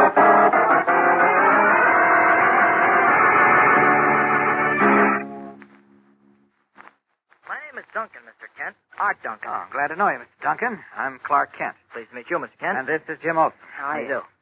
So I understand it, Mr. Duncan. You came to see us about the housing racket. Yeah. You know, something kind of funny came up about some land that I bought. I talked it over with my wife, and we thought maybe it'd be a good idea if I came down here and talked it over with you. Oh, I'm glad you did. Would you tell us what happened? Well, about a week ago, a guy called me up. He said his name was Miller, and he had a proposition that he thought I'd be interested in. I understand you and your family are looking for a place to live, Miss Duncan. Oh, you're not kidding, brother. You know, since I got out of the Army about 6 months ago, my wife and myself and our 2 kids have been bunking in one room. Well, then what I have in mind should interest you. You see, I represent a large subdivision in Bunker Heights. Now, do you know where that is? Why, sure, that's just over the river. It's kind of nice up there. Oh, yes, it is indeed. Fine place for children, too. Yeah. Well, we're selling building lots quite reasonably and erecting houses on them, only for veterans. Uh-huh. See, we feel the men who fought for their country deserve a decent place to live at a price they can afford. Hey, that's wonderful, Mr. Miller. Look, how much money are you getting for those lots? Well, we're selling nice, big building plots for as low as $1,500. $1,500, That's huh? right. Well, that's not bad. And what's more, we'll put up a nice little house for you for another $5,000. $6,500 for a house and a lot in Bunker Heights, huh? That's right. Well, gee, that's a bargain, Mr. Miller. But I'm afraid I haven't got that kind of money. Well, I understand. However, we're prepared to take a mortgage for half the price, Miss Duncan. You will? Well, let's see, then. That means that I'd only need $3,250 in cash. That's right. Now, if you can raise that much, we can close the deal, start building next month. Oh, boy, wait till Nancy hears about this. Of course, the land is going pretty fast, so if you're interested, you better get out here as soon as you can. Oh. Well, look, I can come out on Saturday afternoon. How's that? Well, that's fine. I'll be looking for you. Goodbye, Mr. Duncan.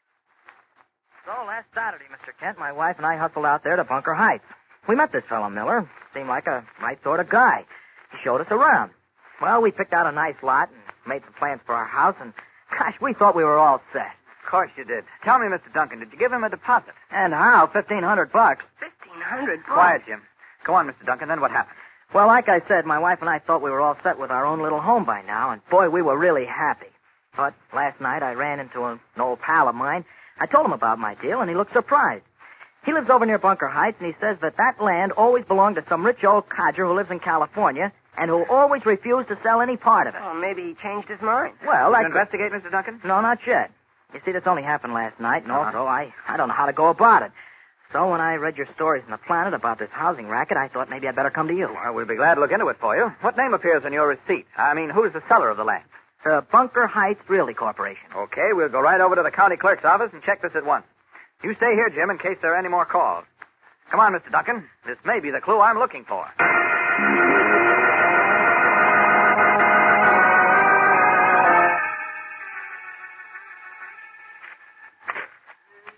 Bunker Heights, here we are. Who's registered as the owner, Mr. Clerk? Let's see. Well, here's the name. James E. Mitchell. Residence, Pasadena, California. Well, that's the name that my friend mentioned, Mr. Kennedy.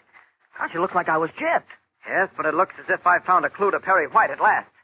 Come on, Art. You and I are going out to see Mr. Miller. And fast.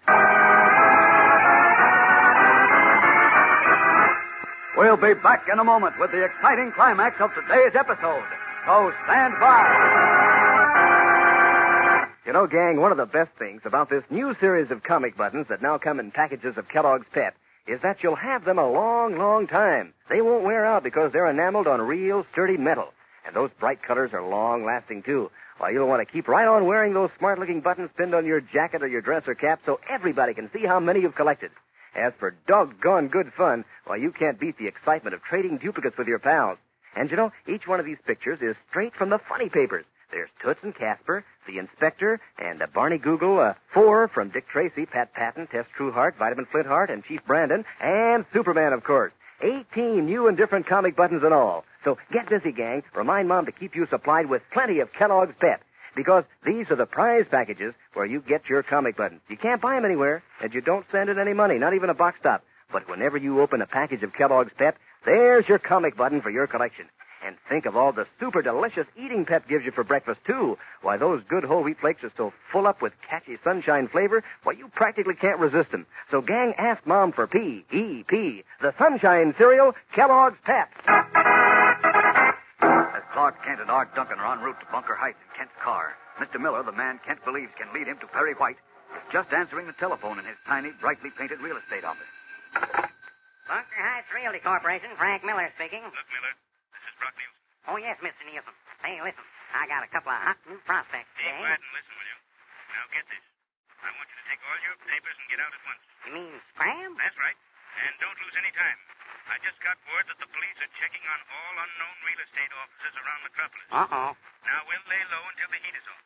A couple of days when the cops draw a blank and the Daily Planet lays us off, well, we can go to work again. Well, how about the Planet? I thought you were going to take care of them. Don't worry, I am taking care of them. Now close up and beat it. Don't waste any more time. Okay, Mr. Nielsen, I'll blow fast. So long.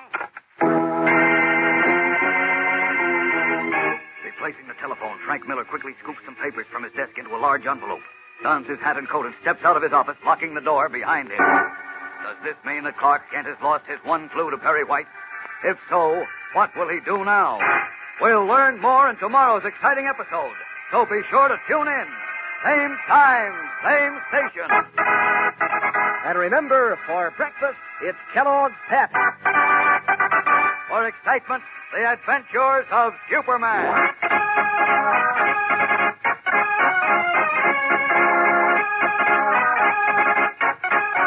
Superman is a copyrighted feature appearing in Superman DC comic magazines and is brought to you Monday through Friday at the same time by Kellogg's Pep, the Sunshine Cereal.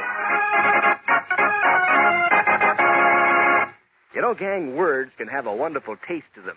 Like on a frosty morning, you can almost taste words like crisp, crunchy, crinkly, crumbles. Sure, that name just fits, doesn't it? Crumbles, Kellogg's Crumbles. Just seems to go with words like crisp and crunchy. It's such a toasty kind of cereal, sort of sweet and mellow rich. And you know, it's the only cereal in the whole wide world in those little crinkly shreds of good whole wheat. Crisp, crunchy, crinkly, crumbles for breakfast, Kellogg's Crumbles. And be sure to be with us tomorrow for the thrilling adventures of Superman. This is the Mutual Broadcasting System. The following program is transcribed. Faster than a speeding bullet. More powerful than a locomotive. Able to leap tall buildings at a single bound. Look, up in the sky. It's a bird. It's a plane. It's Superman. Kellogg's Pep. P-E-P, Pep. Kellogg's Pep, the Sunshine Cereal, presents The Adventures of Superman.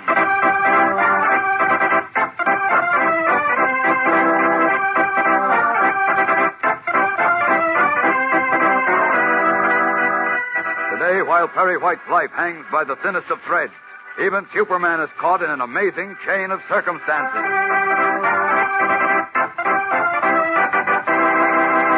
Hello there, gang. This is your pal Dan McCullough. Say, here's something I noticed about that new series of comic buttons you're all collecting from packages of Kellogg's Pep. Maybe you've noticed it, too. How so many of those funny paper characters look so doggone happy. Yes, sir. Notice that big, wide smile on Casper, and Barney Google, too, and Chief Brandon, and Superman, of course. Why, even Beezy and Goofy from Harold Teen are grinning like anything. And these characters are straight from the comic strips, you know. They look mighty keen when you wear them on your jacket or your dress or cap.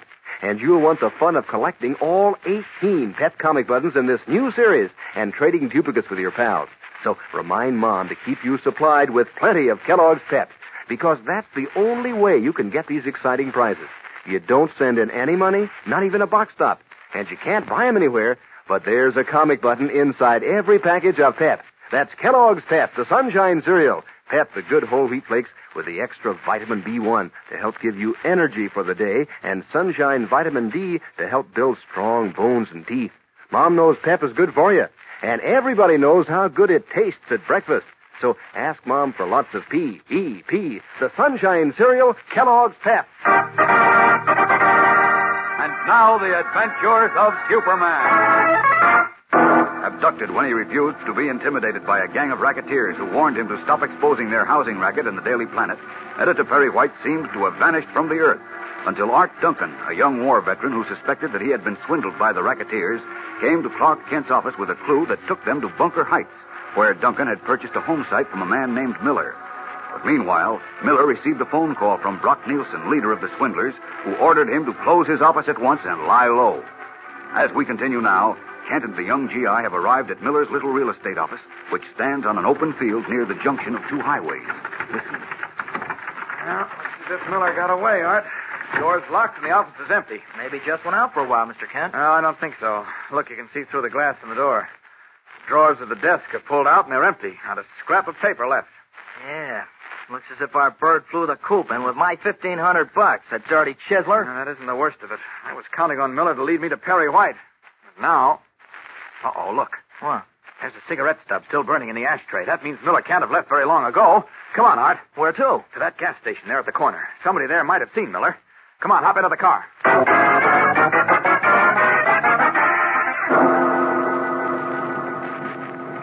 I know Mr. Miller was in his office a short time ago. I just wonder if you saw him leave. Why, yes. He stopped in here just a few minutes ago. Oh? Picked up a tire I'd repaired for him. He did, eh? Well, did he happen to say where he was going? No, he didn't. Uh-huh. Do you recall which way he went? Oh, I'd see. Yeah, he turned north at number 37 toward Metropolis. Oh, swell. Now, one more question. What kind of a car is he driving? Brand new Chevy Coupe. Thanks very much. So long.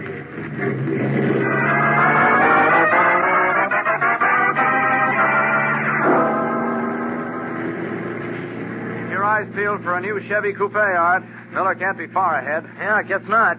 Unless he turned off on some side road, Mr. Kent. No, we passed only 2 side roads, and he didn't turn into either of them. Hey, wait a minute. Hmm? We passed them at 50 miles an hour. How did you see that? Well, I've got pretty sharp eyes. Oh. Look sharp, Art. There's a new Chevy Coupe up ahead. Where? There. Oh, yeah. Yeah, now I see it. I can't tell who's driving it yet, though. Well, I'll give him the horn and start to pass. You take a good look and tell me if it's Miller. Boy, I sure hope it is that rat. Well, keep your eyes open. Here we go. All set. Pulling over to let you pass now. Uh-huh. There. How about it, Art? Yeah. Yeah, that's Miller, all right. Come on. Okay, sit tight. I'm going to crowd him to the side of the road and pull in front of him and force him to stop. Watch it, Mr. Kent. Don't worry, he's pulling over. Okay. There, we got him blocked. Come on, Art. Right with you.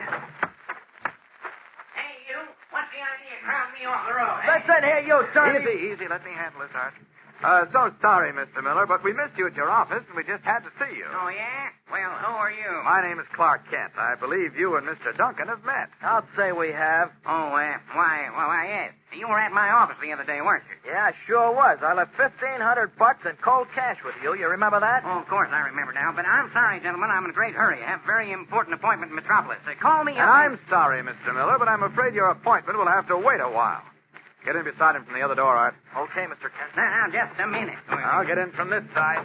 Move over, please, Mr. Miller. We'll see how you like being in the middle for a change. Oh, so that's it. Why, you... Look out, Mr. Kent. He's got a gun. Let go. Let go. Let You go. won't have it long. Let go, Miller. No, Ow, you're breaking my wrist. I'm Oh, sorry darn it. again. There. Better? Here, take care of his gun for him, Art. I'll take care of it, all right. Now, listen, you guys. No, you listen, Miller. Where's Perry White? Who? Perry White, the editor of the Daily Planet. I don't know. I never heard of him. Why, you guys are making a mistake. Yeah? How about that lot you sold me last Saturday? Now, what about it? That a mistake, too? Well, what do you mean? You don't own it. That's what I mean. Of course I do. I mean the corporation I work for does. Bunker Heights Realty Corporation. Don't lie, Miller. We've already checked on that land, and we know it's owned by a man named Mitchell who lives in California. Your phony corporation never owned it. Why, that's a lie. Yeah, well, listen to me. Just a minute, Art. Wait a minute. Look, Miller. Yes? Now, we've got you dead to rights, and you can save yourself a lot of grief by talking and talking fast. Why? Mr. White's life is in danger, so tell us where we can find... find... I never heard of any Mr. White. I'm a respectable real estate salesman. I don't know what you guys are talking about. Respectable real estate salesman, Yeah. huh? Why, Listen, you Miller, and the my- police want you for grand larceny. If I take you to them, they'll make you talk. Nobody wants me for any grand larceny or anything else. You're making a mistake, I tell you. We're not making any mistakes.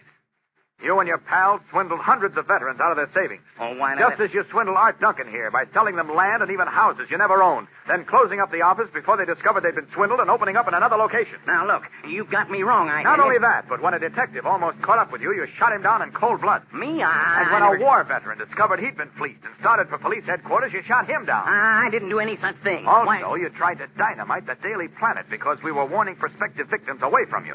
And when that didn't work, you abducted Perry White. For all I know, you may even have killed him, too. Jeepers, I didn't know all that. I didn't, I tell you. You got me wrong, Mr. Kent. I insist. I'm a respectable businessman, and I don't know anything You're about... a thief and a murderer. No, I'm You're not. wanted for grand larceny, murder, assault with intent to kill, and now abduction. No. Get the chair, you rat. You deserve it. Honest, Mr. Kent, I didn't do anything like that. I just sold lots like Mr. Nielsen told me. Nielsen? Who's he? Why, I didn't say. I don't know. Come on, Miller. Come on. Talk fast. It's your only chance to help square yourself with the law.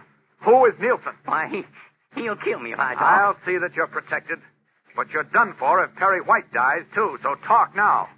Who's Nielsen? Well, Brock Nielsen.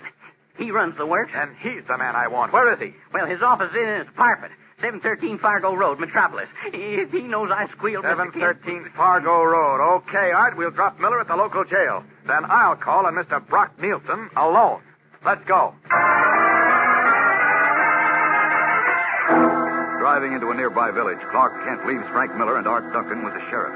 Then, secretly resuming his identity of Superman, he streaks to 713 Fargo Street in Metropolis, where, once more in his guise of Clark Kent, he speaks to the doorman. You say Mr. Nielsen went out? Yes, sir, but he said he'd be back shortly. Would you care to wait in the lobby? No, thanks. No, I'll be seeing him later. By the way, what number is his apartment? 10C. 10C. All right, thank you. Goodbye. Walking around the fashionable apartment building, Clark Kent steps into an alleyway, swiftly resumes his identity of Superman, and zooms upward to a 10th floor window ledge. Up! Up! There, he opens a window, steps into Brock Nielsen's apartment, and seats himself in a chair to await the racketeer boss. What will happen now? We'll return in a moment with the dramatic climax of today's episode. So stand by. You know, gang, if Superman or Barney Google or Toots and Casper could walk right out of the funny papers and into your living room, they couldn't seem any more real than they do in those swell comic buttons in that new series that you're all collecting from packages of Kellogg's Pep.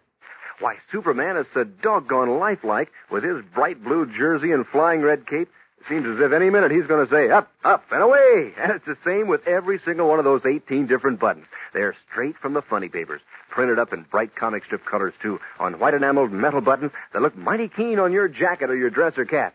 So how's about reminding Mom to get you some more of that sunshine cereal, Kellogg's Pep? Because that's the only way you can get these nifty comic buttons. You don't have to send in a single penny, not even a box stop. And you can't buy them anywhere, but you get a comic button every time you open a new package of Pep. And boy, that's a thrill. And you get another thrill when you spoon into your morning dish of Pep, believe me, because that catchy golden toasted sunshine flavor is something super delicious. Something to make you want to eat and eat and eat. So hop to it, gang. Ask Mom to get you lots of P-E-P, the sunshine cereal, Kellogg's Pep. While Superman awaits Brock Nielsen in the latter's apartment, the racketeer boss, together with Brownie, his henchman, are in a nearby cafeteria smoking cigars over their coffee. What time is it now, Brownie? 5 minutes to 11. The Daily Planet goes to press at 11, right? That's right, Mr. Nielsen. Think they'll run another big story about it? I don't know. I told Clark Kent if they do, it'll be the end of Perry White. What did he say? He didn't say one way or the other. Uh-huh. Suppose the Planet does run the story. Do we really rub out White? Yes, Brownie, we do. And we see that Kent finds the body with a note on it saying that unless they stop blasting us, somebody else on the paper gets to work. That's pretty dangerous, isn't it? Don't worry. We can handle it. The Planet must be stopped before they ruin our racket all over the country. Yeah, I know, but... Relax, Brownie. Just leave it to me. In half an hour, we'll know if the Planet pulled in their horns. If they didn't, goodbye, Perry White.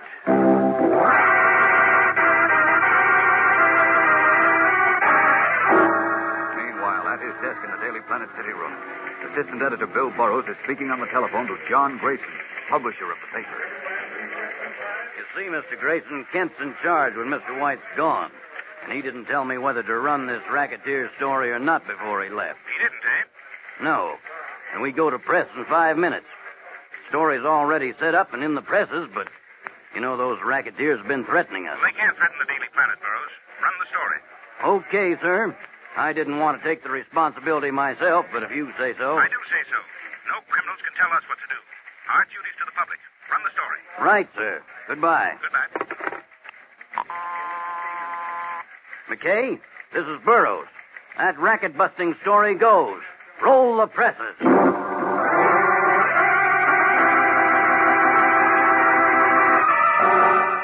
Unaware that he is signing Perry White's death warrant, Bill Burroughs orders the Daily Planet presses to start rolling.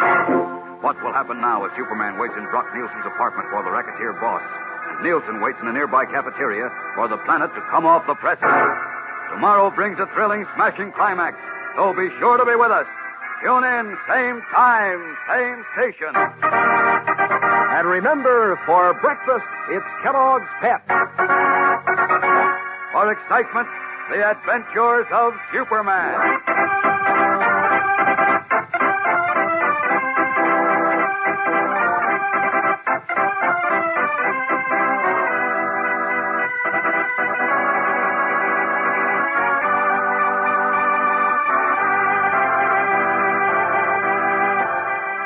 Superman is a copyrighted feature appearing in Superman DC comic magazines and is brought to you Monday through Friday at the same time by Kellogg's Pep, the Sunshine Cereal. Say, on a chilly morning when your nose wakes up half frozen, gang, that's Crumbles weather. Just the time for a toasty kind of cereal with zip and go. Kellogg's Crumbles. Why, just the name makes you think of toasty words like crisp, crunchy, crinkly. Crumbles. You know, it's the only cereal in the whole wide world made in those little crinkly shreds of real whole wheat, sort of sweet and mellow-rich. This is Crumbles weather, gang. Just the time for crisp, crunchy, crinkly Kellogg's Crumbles. And be sure to be with us tomorrow for the thrilling adventures of Superman. The following is transcribed. Faster than a speeding bullet. More powerful than a locomotive. Able to leap tall buildings at a single bound. Look, up in the sky. It's a bird. It's a plane. It's Superman. Kellogg's Pep. P-E-P, Pep. Kellogg's Pep, the Sunshine Cereal, presents The Adventures of Superman.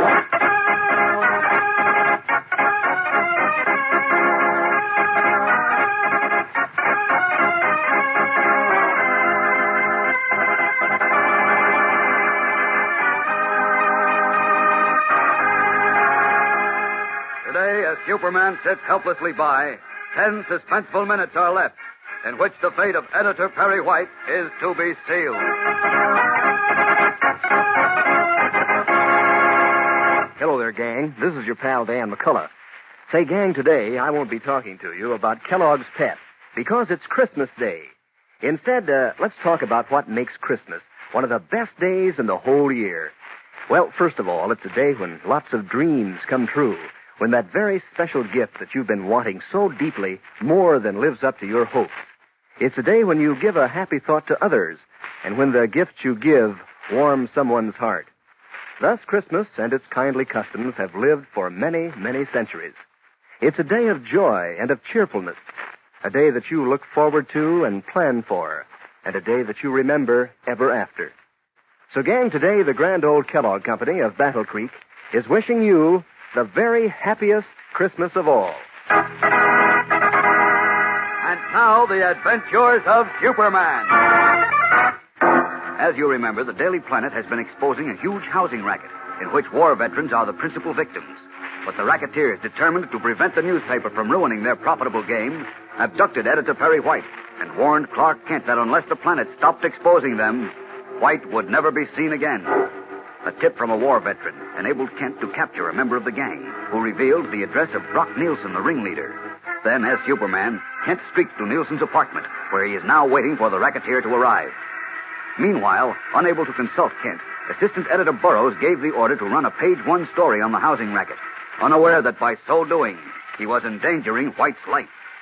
As we continue now, Brock Nielsen, accompanied by Brownie, a henchman, saunters out of a cafeteria into the street near his apartment. Listen.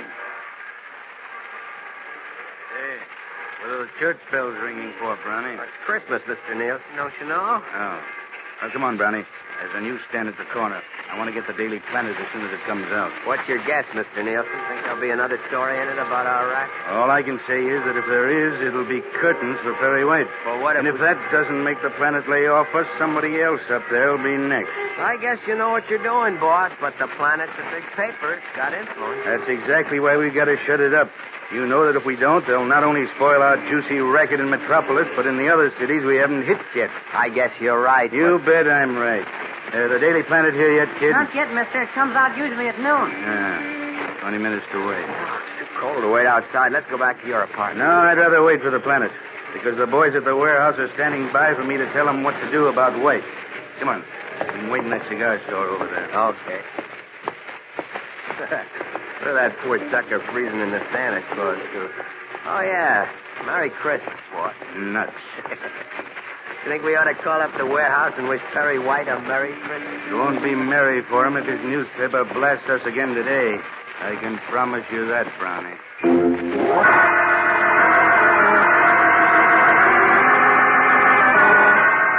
As the two racketeers wait impatiently for the Daily Planet to come off the presses, Superman waits for Brock Nielsen to come home. Alone in Nielsen's apartment, a tall figure in blue costume and red cape stands at a window and gazes down somberly on gay Christmas throngs, carrying brightly wrapped parcels. Immediately below him, the snow-covered park at their backs, a group of youthful carolers lift their voices in song.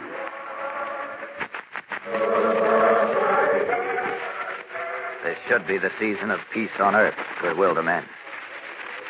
Yet Perry White is a prisoner somewhere, in great danger. Yes, and all over the world, men, women, and children, as good and well-meaning as is Mr. White, suffer poverty, indignities, and privation in concentration camps, all because of the selfishness and greed of others.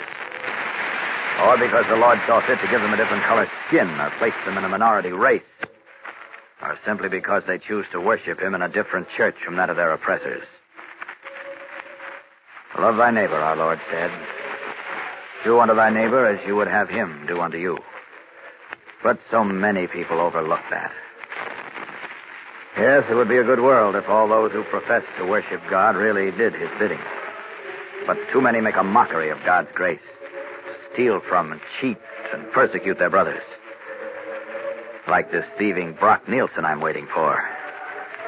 I've got to teach him a lesson in the Christmas spirit and see to it that he doesn't cheat Mr. White and Jim and Lois and Poco and a lot of homeless ex-GIs out of a happy Christmas.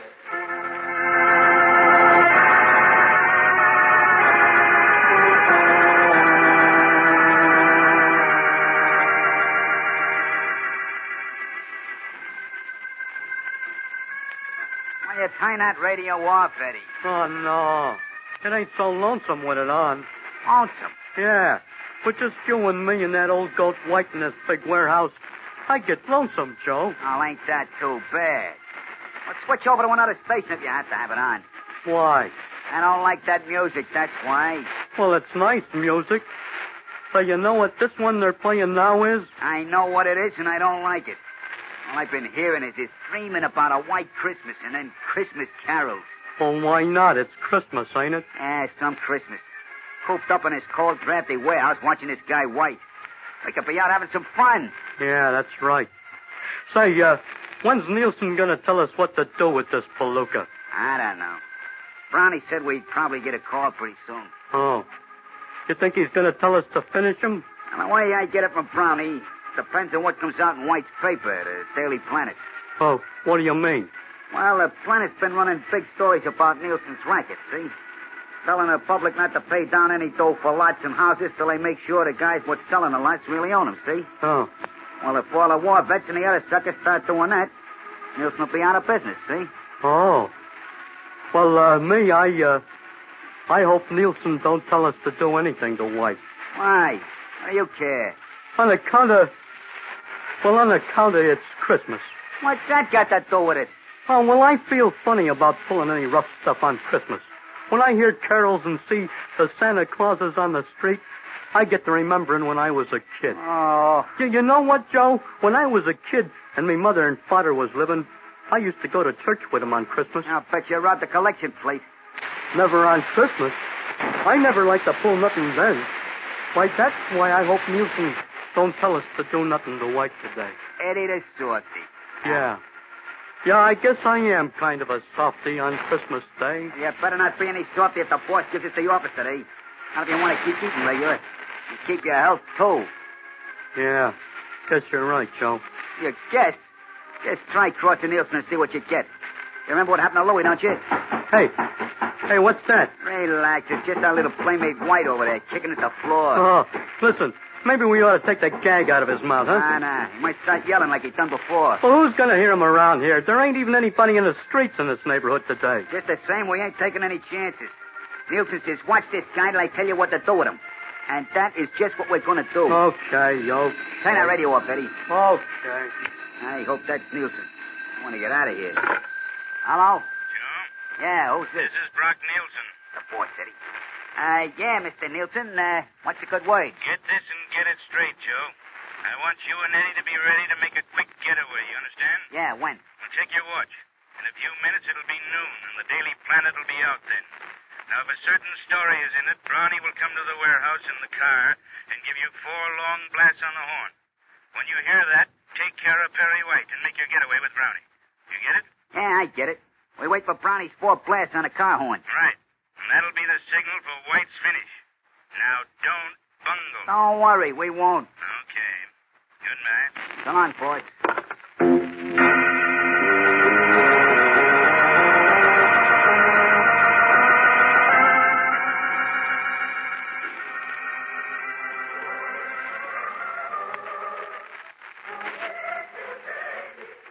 I can't stand any more of that, Poco. I'm going to turn the radio off.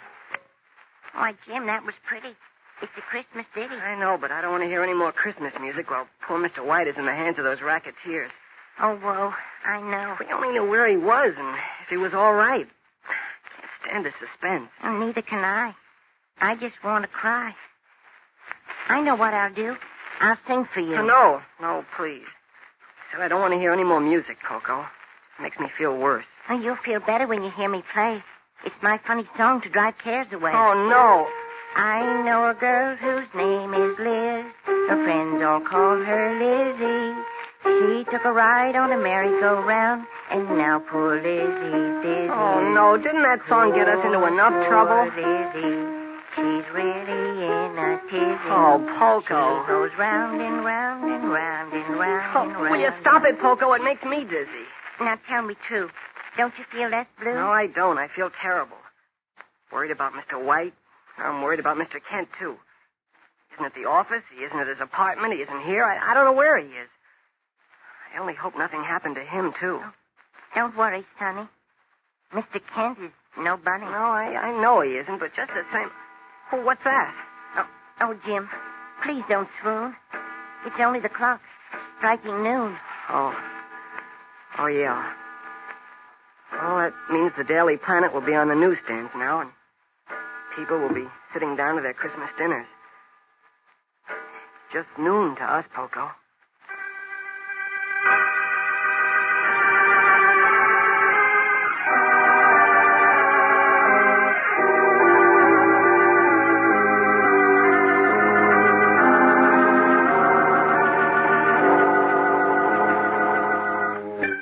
Sadly, Jimmy Olsen and Poco listened to the mantel clock chiming out noon of Christmas Day, unaware that at this moment, Brock Nielsen and Brownie are purchasing a Daily Planet, on the first page of which is a feature story exposing their housing racket. A story that spells doom for Perry White. What will happen as Superman waits in Brock Nielsen's apartment for the return of the racketeer? Don't miss tomorrow's smashing climax of our story, fellows and girls. Tune in. Same time. Same station. And remember, for breakfast, it's Kellogg's Pep. For excitement, the adventures of Superman.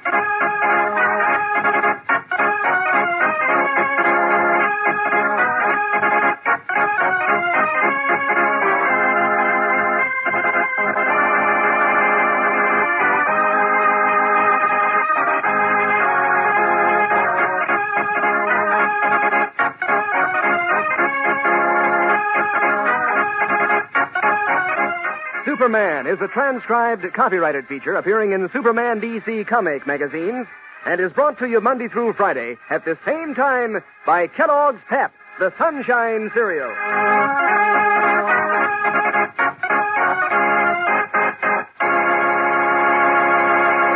Crumbles.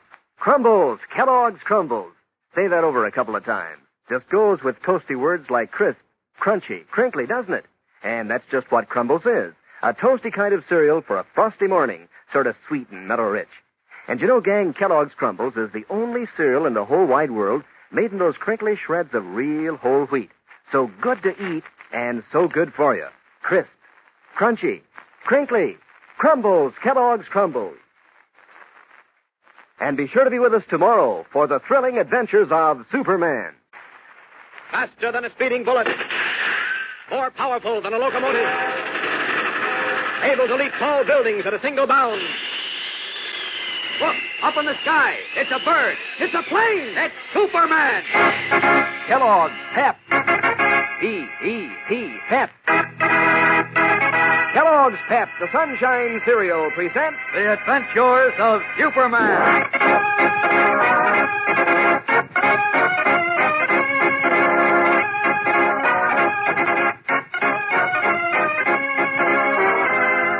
Today, Superman matches wits with villainous racketeer Brock Nielsen as Editor Perry White's very existence hangs on a thread.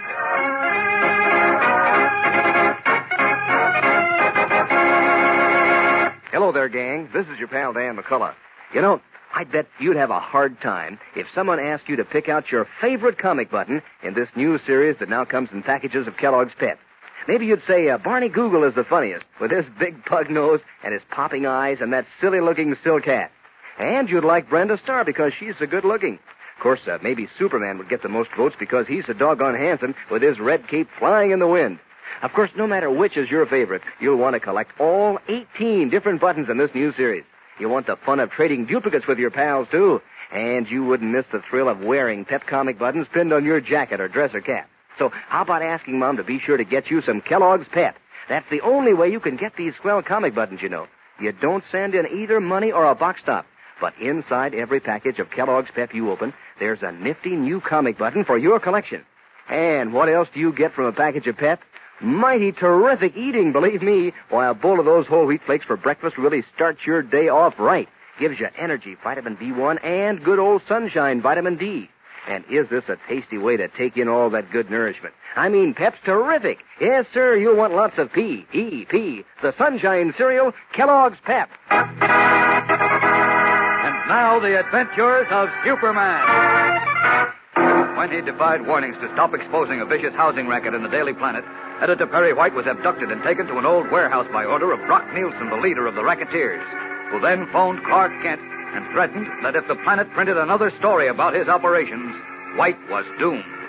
Kent managed to learn Nielsen's address, and as Superman streaked through the racketeer's apartment. Nielsen, however, was out, and Superman had no other choice but to wait for him to return. Meanwhile, unaware of the latest developments, Assistant Editor Burroughs ordered another big story on the housing swindle to be published in the Planet.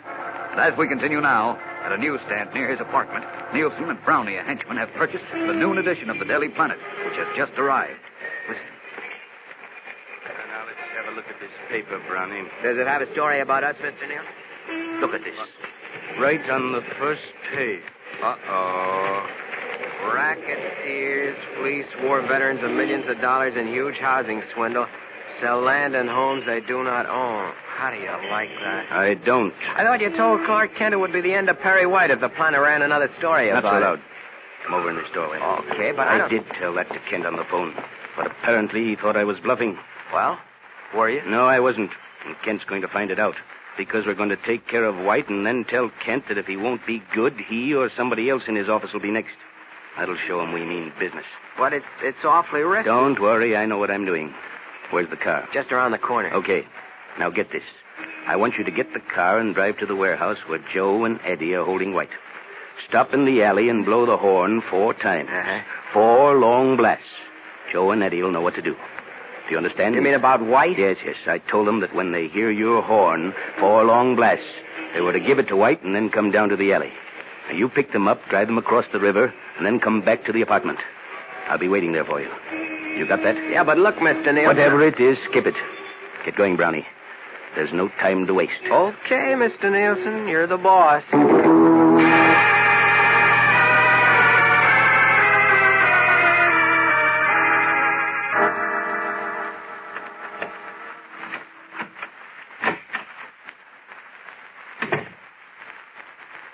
Hello, Mr. Nielsen. What the...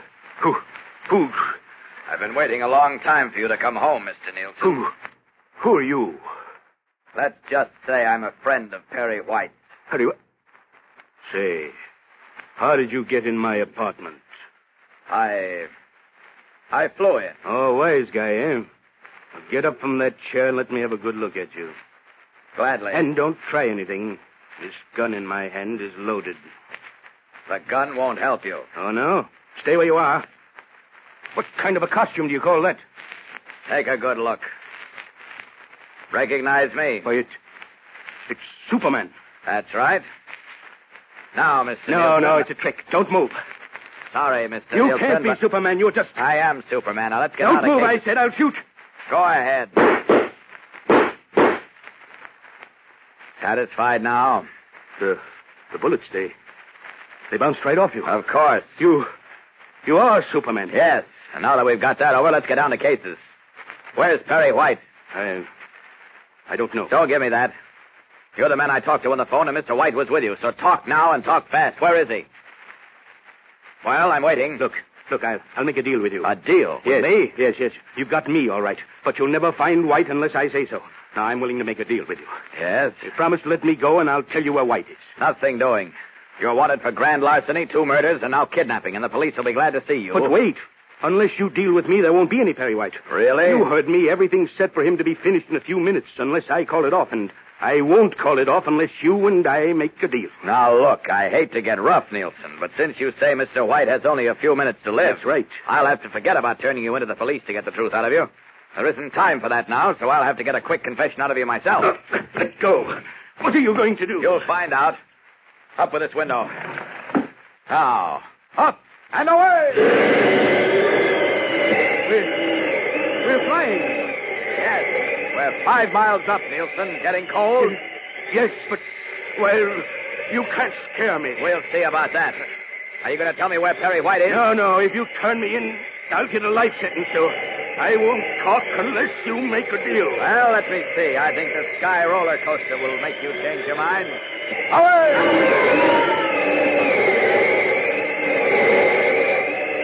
Having fun, Nielsen? Look out! Ready to tell me where Mr. White is? No. You're a tough customer, but I think a drop through space will soften you up. What do you mean? I mean I'm going to let you fall. No, I'll be killed. Are you ready to talk? No, wait. Okay, then. Here you go. Hold on. Stop! Help! Superman! All right, I've got you, Nielsen. This time. Next time I may not catch you on time. Now are you ready to tell me where Mr. White is? No, I won't. Not unless you promise to let me get away. Still stubborn, eh? Well, you won't stay stubborn long. Away!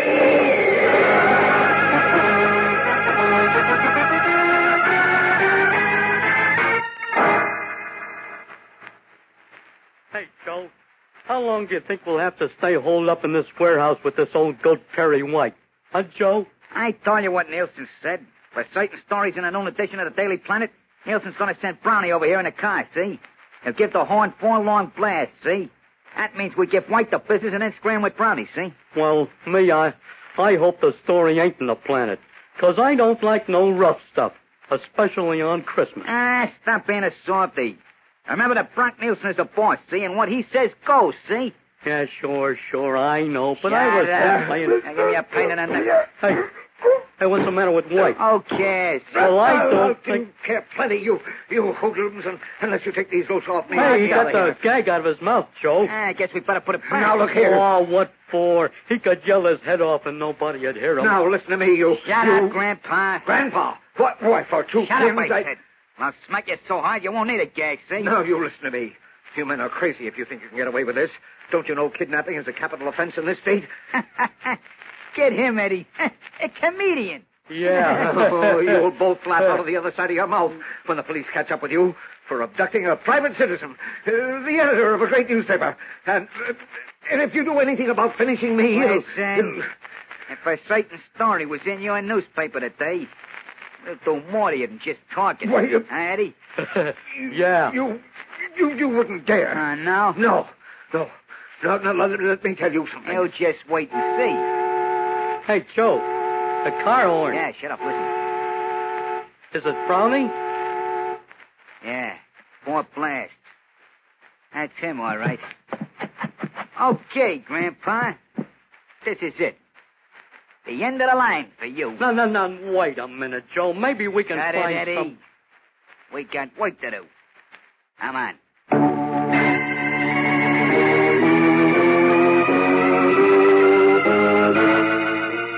Rising to their feet, Joe and Eddie approach the helpless Perry White.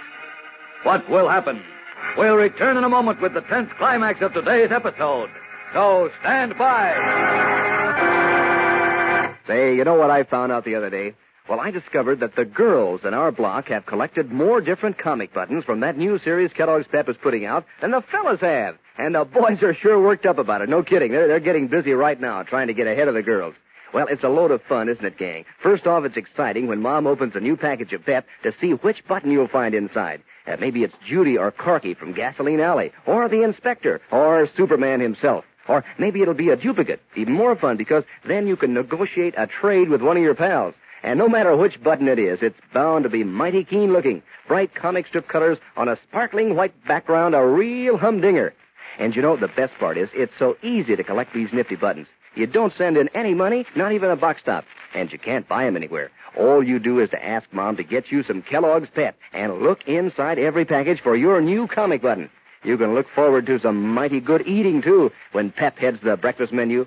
These good whole wheat flakes have the good flavor that makes you want to eat hearty. They're loaded with catchy sunshine flavor. That's P-E-P, gang. The sunshine cereal, Kellogg's Pep. As Joe and Eddie in the warehouse with Perry White hear the four blasts of the car horn signaling the end for the gray-haired editor Perry White, Superman is high in the sky with Brock Nielsen, trying to force the Racketeer leader to reveal where White is being held. As we join them now, miles up in the sky, Superman is saying, Talk, Nielsen, and talk fast, or I'm going to let you fall again. No, don't do it, Superman. Then tell me, where is Perry White? Come on, talk fast, or I'll let you fall. Where is he? Yes?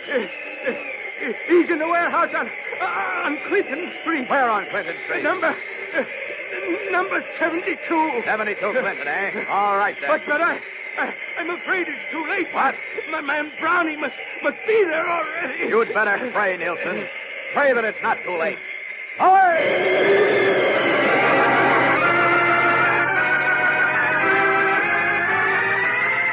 Carrying the thoroughly cowed Racketeer leader, Superman rockets through the sky, bound for the warehouse on Clinton Street, where Joe has just said to Perry White, This is it, Grandpa. This is the end of the line for you. Will Superman, traveling with the speed of light, be in time to save the gray-haired editor who dared to defy a ruthless gang of racketeers? Tomorrow tells the story, so don't miss it. Tune in, same time, same station. And remember, for breakfast, it's Kellogg's Pep. For excitement, the adventures of Superman.